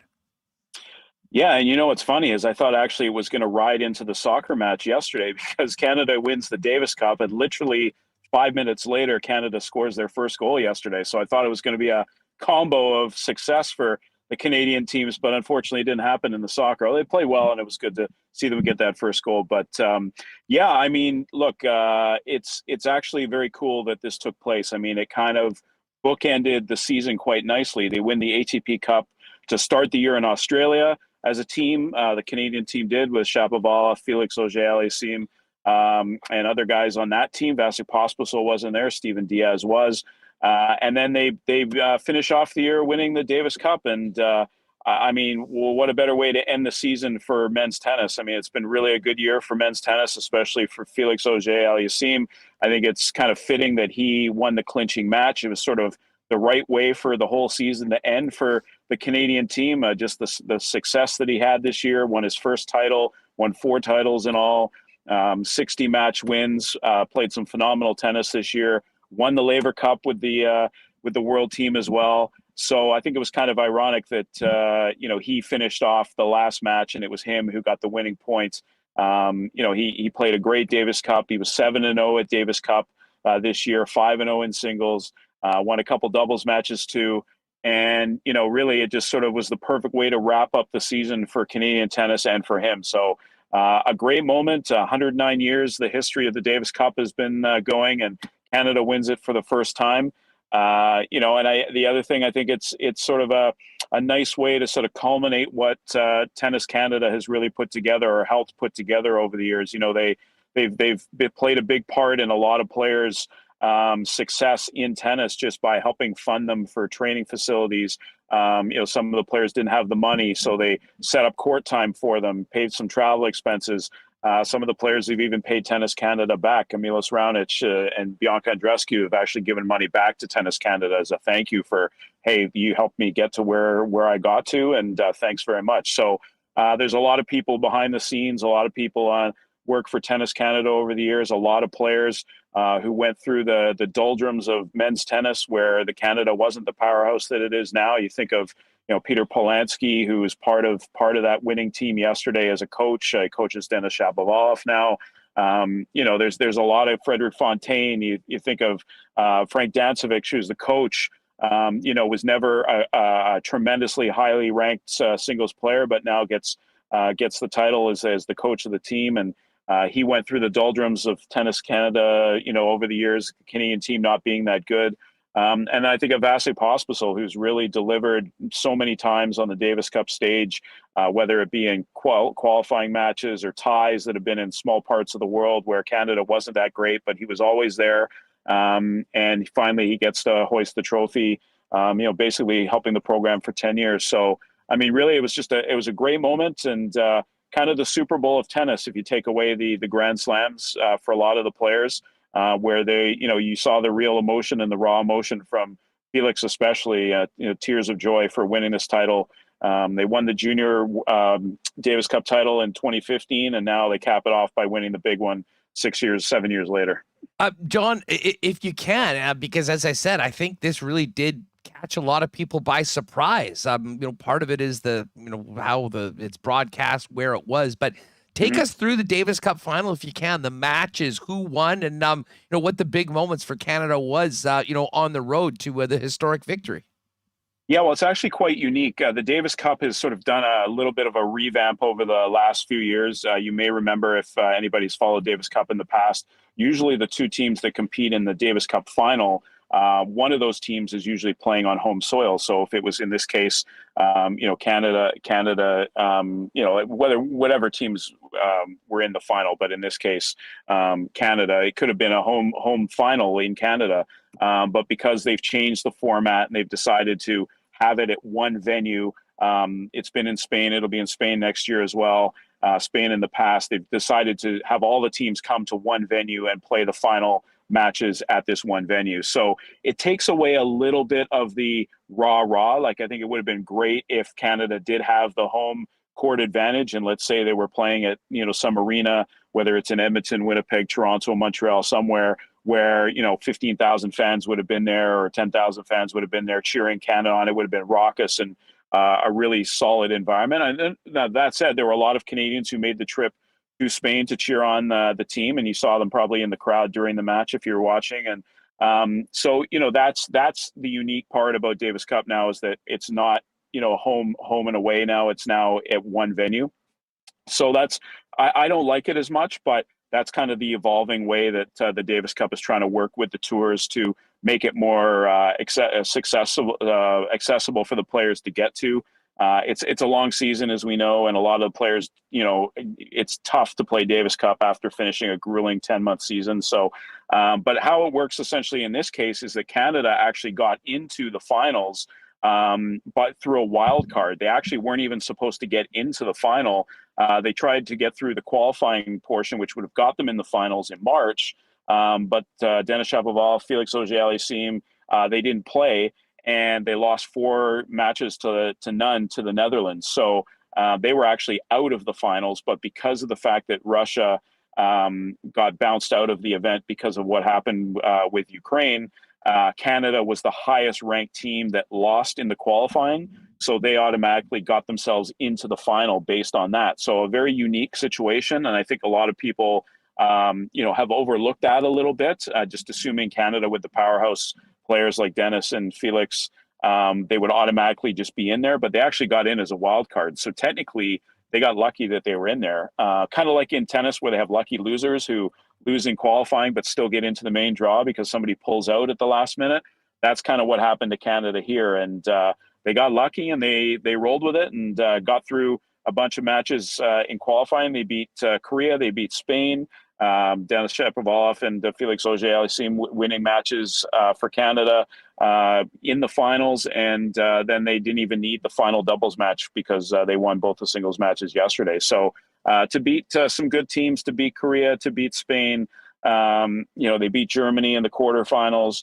They played some decent teams, Italy in the semis. I think it was overall to beat Australia too, who's done well in Davis Cup over the years too. So to get the title, to win it, to finish the year, I think it's the best thing for men's tennis. And again, it's just been a solid year all around for so many different players, and it's just a good bookend to the whole season.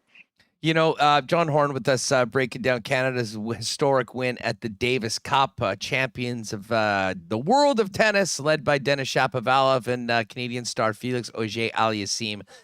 You mentioned Tennis Canada and what they've done to help work with these players and promote them and give them the opportunities to succeed. And I realize it's very difficult to compare in an individual sport like tennis to a team sport like soccer. But I just couldn't help but think, as you were mentioning, about everything that Tennis Canada has done right, some of the controversy and the things that have been happening behind the scenes with the Canadian Soccer Association and, all the business that was happening off the pitch as Canada got ready to return to the World Cup for the first time since 1986. And, it is a really great example that there is a real importance in these governing bodies, and especially when you are a country that is looking to ascend to a whole nother level, that, there's a lot of people that have their hands in it, and can't say enough about just the trajectory of Canadian tennis over the last 10 years. But I'm sure the work actually predates that, John. And now, of course, we're bearing the fruits, and one can only hope that in 4 or 8 years, we're talking about that continued ascendancy of the soccer program, albeit maybe with new leadership and a new operation of the soccer as it pertains to. But I mean, tennis, they've hit it out of the park at every end. Yeah, I mean, I think you're exactly right. I mean, I think the biggest difference with tennis, though, at least as an advantage, is that they work as an individual player. They have their own teams and they have their own coaches, physios, that sort of thing. But they're their own entities. They're their own business, so to speak. Whereas in soccer, they have to work as a team, and the team goes as one player doesn't go along. It's the team that goes along. It's together. A tough comparison. I agree. It is, but the advantage for tennis players is that they can sort of create their own path. Whereas in soccer, you kind of have to create your own path to some degree, but ultimately the end game, say in this case, the Canadian World Cup team. Or if you're going to play in Europe or whatever, you kind of have to find your own direction some ways, but then you're kind of limited as what you can do based on it's a team sport. So the advantage for tennis, at least, is that the players can set their own schedule, set how they want to go about going to tournaments, where they're going to train, where they're going to live, how much they're going to travel. Are they going to have a full-time coach, part-time coach, physios, food, hotels, all that kind of stuff? They kind of operate on their own. Whereas I guess in soccer, you have in this case, Canadian Soccer Federation, they handle all the hotels for the players. They handle all the transportation. They handle everything. Whereas a lot of, in tennis, I guess golf is kind of the same way too, where, the player handles their own stuff. Tournaments handle some things, but a lot of the times the players, they have to control their own schedule. So, I mean, that's helpful in that case. I think, where Tennis Canada has been really good is just providing the facilities for these athletes, for these tennis players to actually play. If the Canadian players, let's say Felix Auger-Aliassime, who's in Montreal, or Bianca Andreescu, who's in Toronto, where would they be playing in the winter? There's just not, there are facilities, but there are not a lot of them. Indoor facilities aren't as readily available as, say, going to Spain and training at the Mortoglu Academy throughout the year, where it's 100 degrees outside. So, I mean, that's the advantage that some of the other players have, is the countries that they're from. So, Tennis Canada being able to fund some of these players and help them, to pay for their expenses to go down to Florida and to train down there, or go where they need to go to get the proper training, or go to an academy or what have you, or even just to train in their own backyards, to train in Montreal and to train in Toronto. I mean, there's still court fees involved. The players still need to get physio. They still need to be eating right. So they need to, give them some guidance and that sort of thing.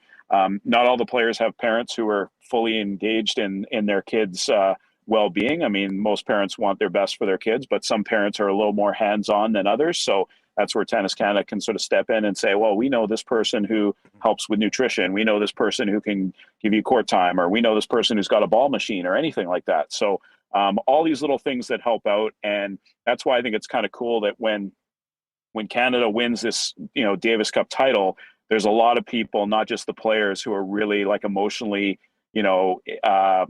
excited about this. You saw a lot of people on the sidelines. I've spoken to a couple people today, and they're just genuinely just super proud that Canada was able to hoist this trophy. It sort of says that Canada, we talk about soccer and how Canada scored their World Cup goal yesterday. For the first time, Canada is on the world scene. Well, Canada is definitely on the world scene in tennis. We saw that with Bianca Andreescu when she won the U.S. Open. We've seen that when Milos Raonic started winning tournaments and when Genie Bouchard got to the Wimbledon final. Now we're just seeing it to another level. And you're right, in 5, 6, 7, 8 years, maybe in 2 years from now, we're going to start seeing more and more players popping up, and you might see more and more Canadian tennis players taking over the sport. And we've seen it with other countries, like France has got a lot of good players, so does Spain, obviously, and the Russians and the Czechs. There's a lot of good players on the men's and women's sides there. There's no reason to think that Canada can't do the same thing. They got a lot of good young players coming up through the ranks. Well, I got to tell you, I mean, these conversations never get old, talking about great performances on the international scale for any of our Canadian athletes. Yep. And I'll tell you what, I hope you have a great December and holiday season. And we'll have to get together next month because we'll be into 2023. Aussie Open will get going. And it's not long. Here's to another great year for Canadian tennis. But what a way to finish it off with the Davis Cup Championship. John, thanks so much for doing this. Great to have you on the program. You be well. All the best. I'm going to give you one quick little tie into soccer before I go. So 1986 was the last time Canada was in the World Cup. The coach of that team was Tony Waiters. I don't know if you remember him. Tony Waiters was also my soccer coach the year that Canada went to the World Cup in 1986. His son was on my team, so he coached my team and the World Cup team at the same time. Kind of funny, but a true story. Jeez, how you aren't didn't ascend to that level, we'll never know, John. But I nowhere close. Thanks for doing this. No problem. Take it easy. All right, good stuff. There is John Horn with us talking about Canada's historic win in the Davis Cup. Obviously we've been talking a lot of international sport in Canada at the World Cup, but man, I mean, we've had great conversation with John over the years on Felix and Chapo and Layla and Bianca. It really is amazing to see where Canadian tennis is right now. For those of us that are old enough to remember Canada being a complete afterthought on the world tennis scene. Hey, if you followed the Instagram, I know there was many questions about whether there would be any beer in Qatar. Well, there has been. Had a few at some of the games and a few, opportunities. Certainly nothing like back home. But I will tell you, we've missed the great taste of Little Brown Jug. But the holidays are here, and we'll be back soon. And I'll be looking forward to getting the 1919 in my hand and watching a Winnipeg Jets game very, very soon when I'm back next week. Little Brown Jug, of course, is Winnipeg's favorite local beer and is a must to be part of any holiday gathering. If you are serving beers, why not get the best in Winnipeg's favorite local beer, Little Brown Jug? Pop by the brewery and tap room on William Avenue. You can have a few pints. You can try all the beers out. And some of the great merchandise as well might make awesome Christmas gifts for the beer lover in your family, representing both our favorite and, of course, the city of Winnipeg with a great local business. Pop down and see him on William Avenue. And, of course, Little Brown Jug, the Good Times Variety Pack, 1919. All of their offerings are available at your local beer store as well. And, of course, home delivery also available online at littlebrownjug.ca. Check out all the options there and the merchandise as we get closer to the holiday season. And listen, it's hot as hell here. I did a little walking today, went down to a mall down the street, and what did I find?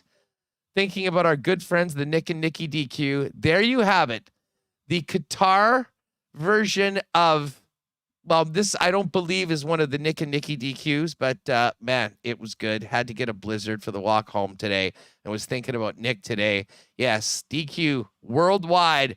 But of course, we've got 4 Nick and Nikki DQs and the great support we have from them from day one on Winnipeg Sports Talk. DQ Niverville, DQ Northgate, DQ Polo Park, DQ St. Anne's. And man, it was funny seeing the DQ ice cream cakes are there as well. Hey, holiday gatherings, parties, birthdays, you know it all at DQ Manitoba on Instagram. Nick and Nikki will get that custom made for you for a quick and easy pickup at any of the 4 Nick and Nikki DQs. And when you're popping in, those amazing new stack burgers that came out in the summer are great 12 months a year, as is the great taste of the blizzard. Ice cream treats and more cakes. They've got it all. big thanks to Nick and Nikki DQ for their support. And I knew Nick would love that picture. I sent it to him, and I think he's in the chat right now. Shout out to Nick, and a happy soon-to-be December for Nick and the crew and his great staff over at the For Nick and Nikki DQs. But I had to grab a pic of that. I knew he would like it. And as I said, no matter where you are, I'd say 12 months a year, there is a need for DQs here in Qatar with how bloody hot it is.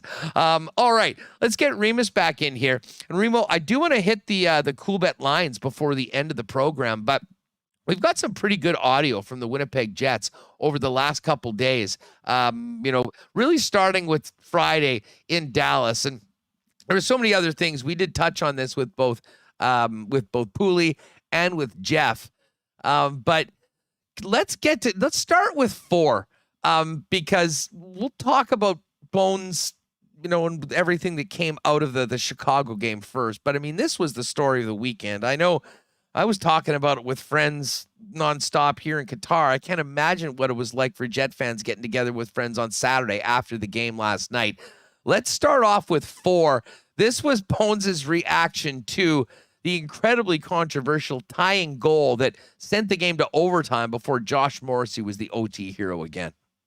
His explanation was our guy caused it to happen, but regardless, our goalie's down on his stomach with no mask. So, listen, I'm as confused as anybody. Seems to be some debate over, on the rule do Helly next? Saying it has to be an immediate scoring chance. Did you view the Robertson shot? Well, they made a play. They got the control of the puck, and then they still were able to make a play, and then he still was able to shoot the puck. Again, Chevy's on it, so I'm as confused as anybody. Anyways, I gotta be careful what I say. Yes, a little bit of discretion from the coach afterwards. You could just feel the anger in his voice. I'm sure that was shared by just about everyone that follows the Winnipeg Jets after that game. Now, Connor Hellebuyck did not speak on Friday, and from the sounds of it, it was a good idea because he was incredibly hot. Here's what Hellebuyck had to say about that incident after a little bit of time to cool down on Saturday before the Winnipeg Jets played the Blackhawks on Sunday night. Well, I'm glad that I didn't have to speak last night because I know a lot more now than I did then, and I was a lot more emotional then. When a goalie's mask is knocked off or comes off, if it's not an immediate, 5, and I mean and like then we'll do, puck's going in, 1, 2, 3 getting for tapped Bones, in, that whistle needs to be blown. Just like a player who loses his helmet has to go to the bench. He's allowed to finish the motion of the play, but he has to go to the bench. The same thing should apply for a goalie.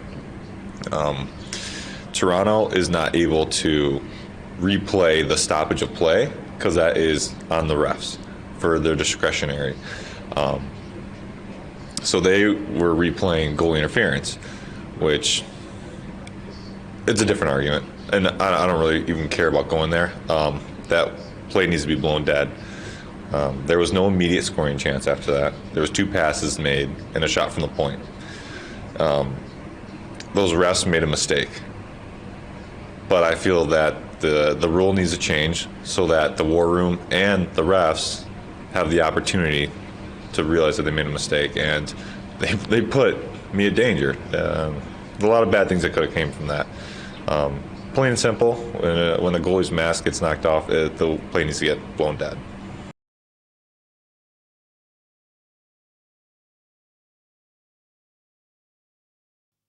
There's Connor Hellebuyck from Saturday in between the 2 Jet wins on the weekend. Josh Morrissey, the OT hero on Friday, did speak to it as well after the game and his second OT winner of the week Friday against Dallas. I mean, obviously, I hit Ben, and as a result, he goes into Lucky, but I don't see a reality where the goalie can have no helmet on and a goal be allowed 3 seconds after. So if that's the rule, that's the rule. But I just don't see how that's for player safety. I mean, he's lying on the ice with a helmet on front of the net, takes a shot off the face. That's an extremely dangerous situation. So pretty cut and dry to me. Goalie's helmet comes off, whether or not I push a guy into him. And again, it's a few seconds later, so I don't understand the call there. But found a way to get 2 points. All right, Josh Morrissey, the OT hero on the hell of a helmet off play that led to Dallas getting the game to overtime. Now, the Jets followed that up with a big convincing win, 7-2 over the Blackhawks last night. 2 goals from Saku Menelainen, Jansen Harkins getting one, and Rick Bowness post-game talked about the depth scoring chipping in last night to help the Jets to another big road win. Right, so that's nice to see, but we need some goals from the bottom 6, and we've been getting them. Again, Lau's line tonight, very, very solid. They did a great job for us, scoring that goal to get us going. We wanted to get off to a good start again, get that first one and go from there, and they gave it to us.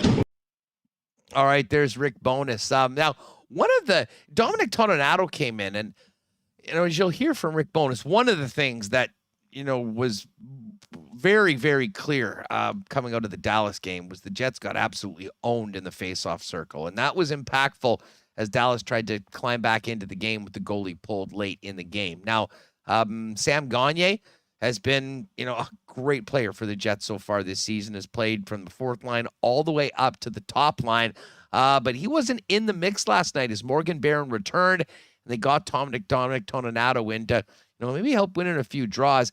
Here was Bones on a very difficult decision to give Sam Gagner the night off. We lost Gus, so we needed, and we've been killed on face-offs, so we wanted to give Tony a try, give him a game, and he did a good job for us tonight. Plus, Morgan was coming back. So we just wanted to give the power plays a different look because it hasn't been good enough, and it was a much better look tonight. So, that's a very, very tough decision because Sam he's played very well for us. And that's a tough decision to make, but you gotta, as a coach, you gotta make the best decision what you think for the team was. And tonight, that was the best decision for us. As tough as it was, and it's hard on Sam. And he's been very, very good for us. But it was more Morgan coming back and losing Gus. All right, there's Rick Bowness on the decision to scratch Sam Gagner, and again, we've talked a lot about Rick saying all the right things and making many of the right moves. But speaking about how it was hard for that player and, the personal, level that, it is a difficult decision, but it was the decision they made. They got the win, and, Sam Gagner is going to be back. And, this will delay his quest for his 1,000th game in the league an extra couple days. This could come if he does get back in the lineup and play regularly, I believe scheduled in around the 23rd of December, but we'll stay on top of that heading in. One more from Bones, and the Jets are now 20 games into the season. We've had 2 10-game segments, and there they are at 13-6-1, with I believe the 5th or 6th best points percentage in the National Hockey League so far this season. Here's one more from the Jets head coach on the first 20 games for his hockey club. What we're not seeing is more and more of the habits that we were seeing from last year and the first 10 games. So we're seeing a lot less of that and more of the way we want to play, which is the right way, which we saw tonight, holding the opposition down to chance against, shots against, and just playing the right way. So those first 10 games, it was, you could see some things that they were playing like last year, and we're seeing a lot less of that. So we're going to keep getting better. All right, still lots of work to do, but a hell of a start for the Jets. Right now, 2nd in the division, 27 points, with 2 games in hand on Dallas and just 1 point back. And of course, they'll have an opportunity to gain those 2 points tomorrow when the Avalanche come in. Now, the Avalanche and Jets have played the fewest games in the National Hockey League. Detroit and Tampa have played 20. The Jets have played 20. Avalanche missed that scheduled game in Nashville on the weekend. So the Avs have been off for a little bit and just have the 19 games on the season. Huge tilt tomorrow night. Join us tomorrow on Winnipeg Sports Talk to get you ready for that one. Let's get to the Coolbet Lines, though. We've got some quite a bit of action tonight in the National Hockey League on a Monday slate. And by the way, if you haven't seen, Jake Bowen-Moss and myself, every day we've been getting a very nice number on a 2-gamer in soccer. We're so close to winning today's. I still can't believe that Brazil wasn't able to get a second goal. If you watch that game, they were all over the Swiss. It just didn't happen. And we've just had the other leg was Portugal. Well, Portugal just came through a late penalty. They beat Uruguay 2-0. And it does look like both of those teams will be moving on to the second round. But as far as the National Hockey League goes, Buffalo has been sort of a little bit resurgent after that terrible streak that they've had as of late. They are going up against the Tampa Bay Lightning. Sabres plus 127 as a home dog, and the Tampa Bay Lightning minus 149. The Vegas Golden Knights, after losing on the weekend at home to the Seattle Kraken, have been one of the great stories of the first quarter season as well. Huge favorites in Columbus to take on the Jackets, minus 298 for Vegas. Columbus, a massive home dog at plus 245. Leafs and Red Wings tonight. Leafs playing very well as of late, despite a real depleted blue line. Minus 155 for Toronto. Detroit plus 131. Devils and Rangers going at it at MSG. Devils a slight road favorite. Look at the Devils season. Wow. Minus 115 for New Jersey. Minus 102 for NYR. And the Dallas Stars going into St. Louis to take on the Blues. Dallas minus 129. And the Blues a home dog at plus 110. And the Florida Panthers, who, as we mentioned earlier on, had some struggles so far this year. Just 2 games above 500 right now. They're in Edmonton to take on the Oilers, but they're a slight favorite in this game. Minus 113 for Florida, minus 104 for Edmonton, who's had a very middling start to their season so far. And, of course, the Jets and the Avalanche tomorrow. Jets a home dog, plus 116, and the Avalanche at minus 137.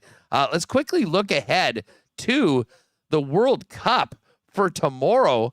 What do we have on the slate for the World Cup matches? Okay, now we're in the third game of the group. So I know we've been loving having the, and I guess Winnipeg time, the 4 a.m. game, the 7 a.m. game, the 10 a.m. game, and the 1 p.m. game. That's not happening anymore. The final games for each group happen simultaneously at 2 different stadiums. So tomorrow, first off, we've got Ecuador and Senegal. That is a 6 o'clock game here. So those will be 9 a.m. games back in Winnipeg. Ecuador plus 150, the draw plus 210, and Senegal plus 225. The host Qataris are a huge underdog to the Dutch. Qatar 15-1, a draw plus 550, and Netherlands minus 435. And the game I'll be taking in, I believe we're going to take in Iran, USA. Should be quite interesting. Lots of political overtones of that one. Iran plus 300 or 3-1, a draw plus 240, and the United States plus 106. And then Wales and England in the final game of that group stage, plus 715 for Wales, a draw plus 350, and England minus 217. We do look, just looking ahead to Thursday, Canada and Morocco. Canada, big underdog in that one as well, plus 280, a draw plus 250, and Morocco plus 108. Make sure you're paying attention before the games go each and every day to the Doha double. That's in the Coolbet exclusives. We've been getting some real nice numbers, real close call today, and a couple nice wins so far in the last 4 days. We'll look to get back in the win column tomorrow. So if you want to ride, join us in the exclusives. And if you haven't played a Coolbet before, you can use the promo code WST on your first deposit, 100% bonus up to $200 when you play at Coolbet.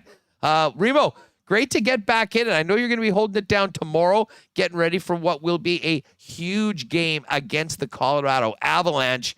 Cannot wait for that one. Does start at 4 a.m. here. Sometimes a little challenge to watch live, but I will certainly do my best after taking in probably a less stressful game for me personally without the emotion of it being our team Canada, but we get one more Canada game, and that's going to be Thursday where I'll be at, and then back at it normally in the peg next week.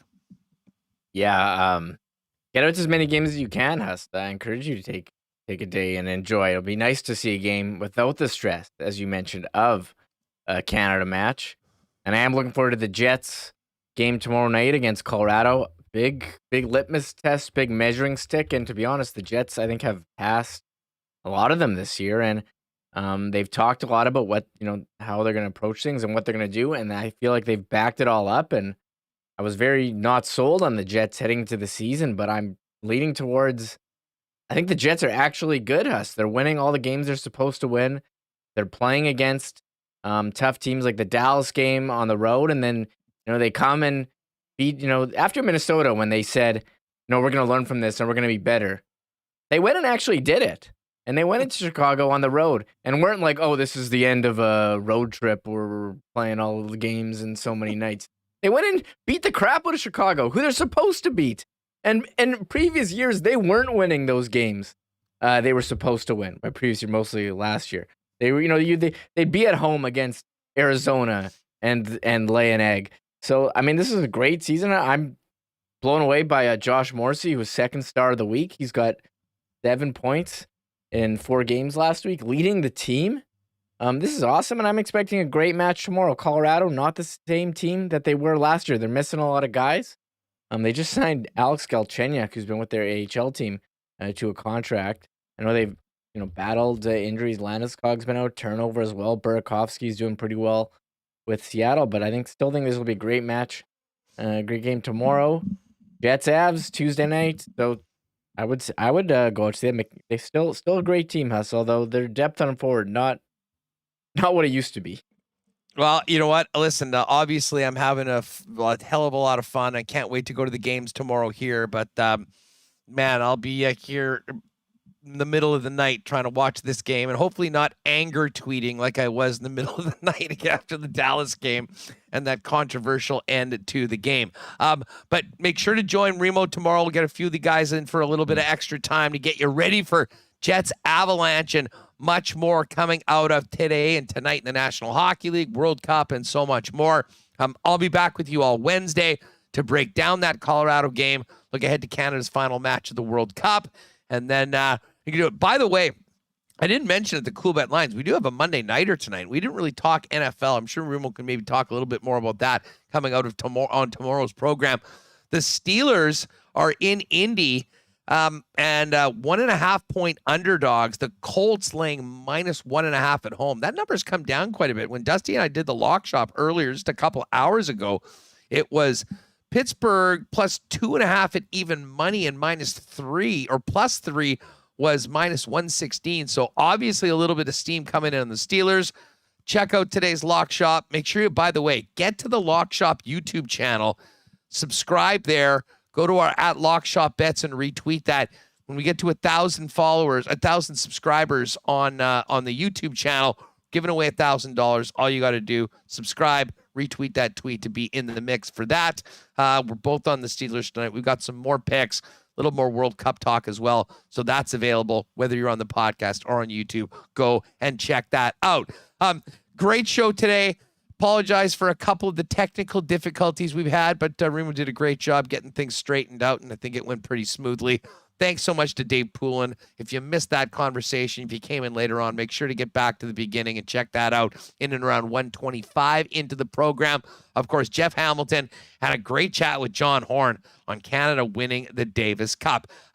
I'll be back on Wednesday. Remo will hold it down tomorrow with some of the fellas, and we get ready for the Jets and Colorado Avalanche. Huge matchup in the Central Division, and of course, more on the World Cup as it continues. We get into the simultaneous games in the third round of the group stage here in Qatar at the World Cup. Thanks again to all the sponsors that make this show happen. We could not do it without them. I know DQ Nick's in. Just, man, I laughed checking out the DQ here in Qatar. It was very busy too, by the way. People need their ice cream. Plenty of ice cream joints around. Nothing better than DQ. And everyone else for making this a part of your day. We appreciate you. Hit the thumbs up if you're with us on YouTube before you go, if you haven't already. And if you can, tell a friend about Winnipeg Sports Talk, where they can find us each and every day.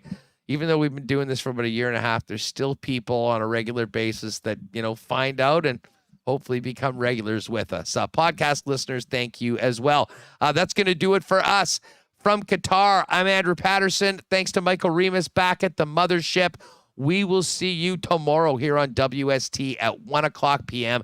Getting ready for the Jets and Avalanche as the Jets open a 4-game homestand with first place in the Central Division in sight. This has been Winnipeg Sports Talk. Have a great rest of the day and an evening, and we'll see you from Qatar coming up this week. Oh, my God! Oh! Shut it down! Let's go! Thanks for tuning in to Winnipeg Sports Talk Daily. Make sure to subscribe on YouTube and your favorite podcast feed at winnipegsportstalk.com.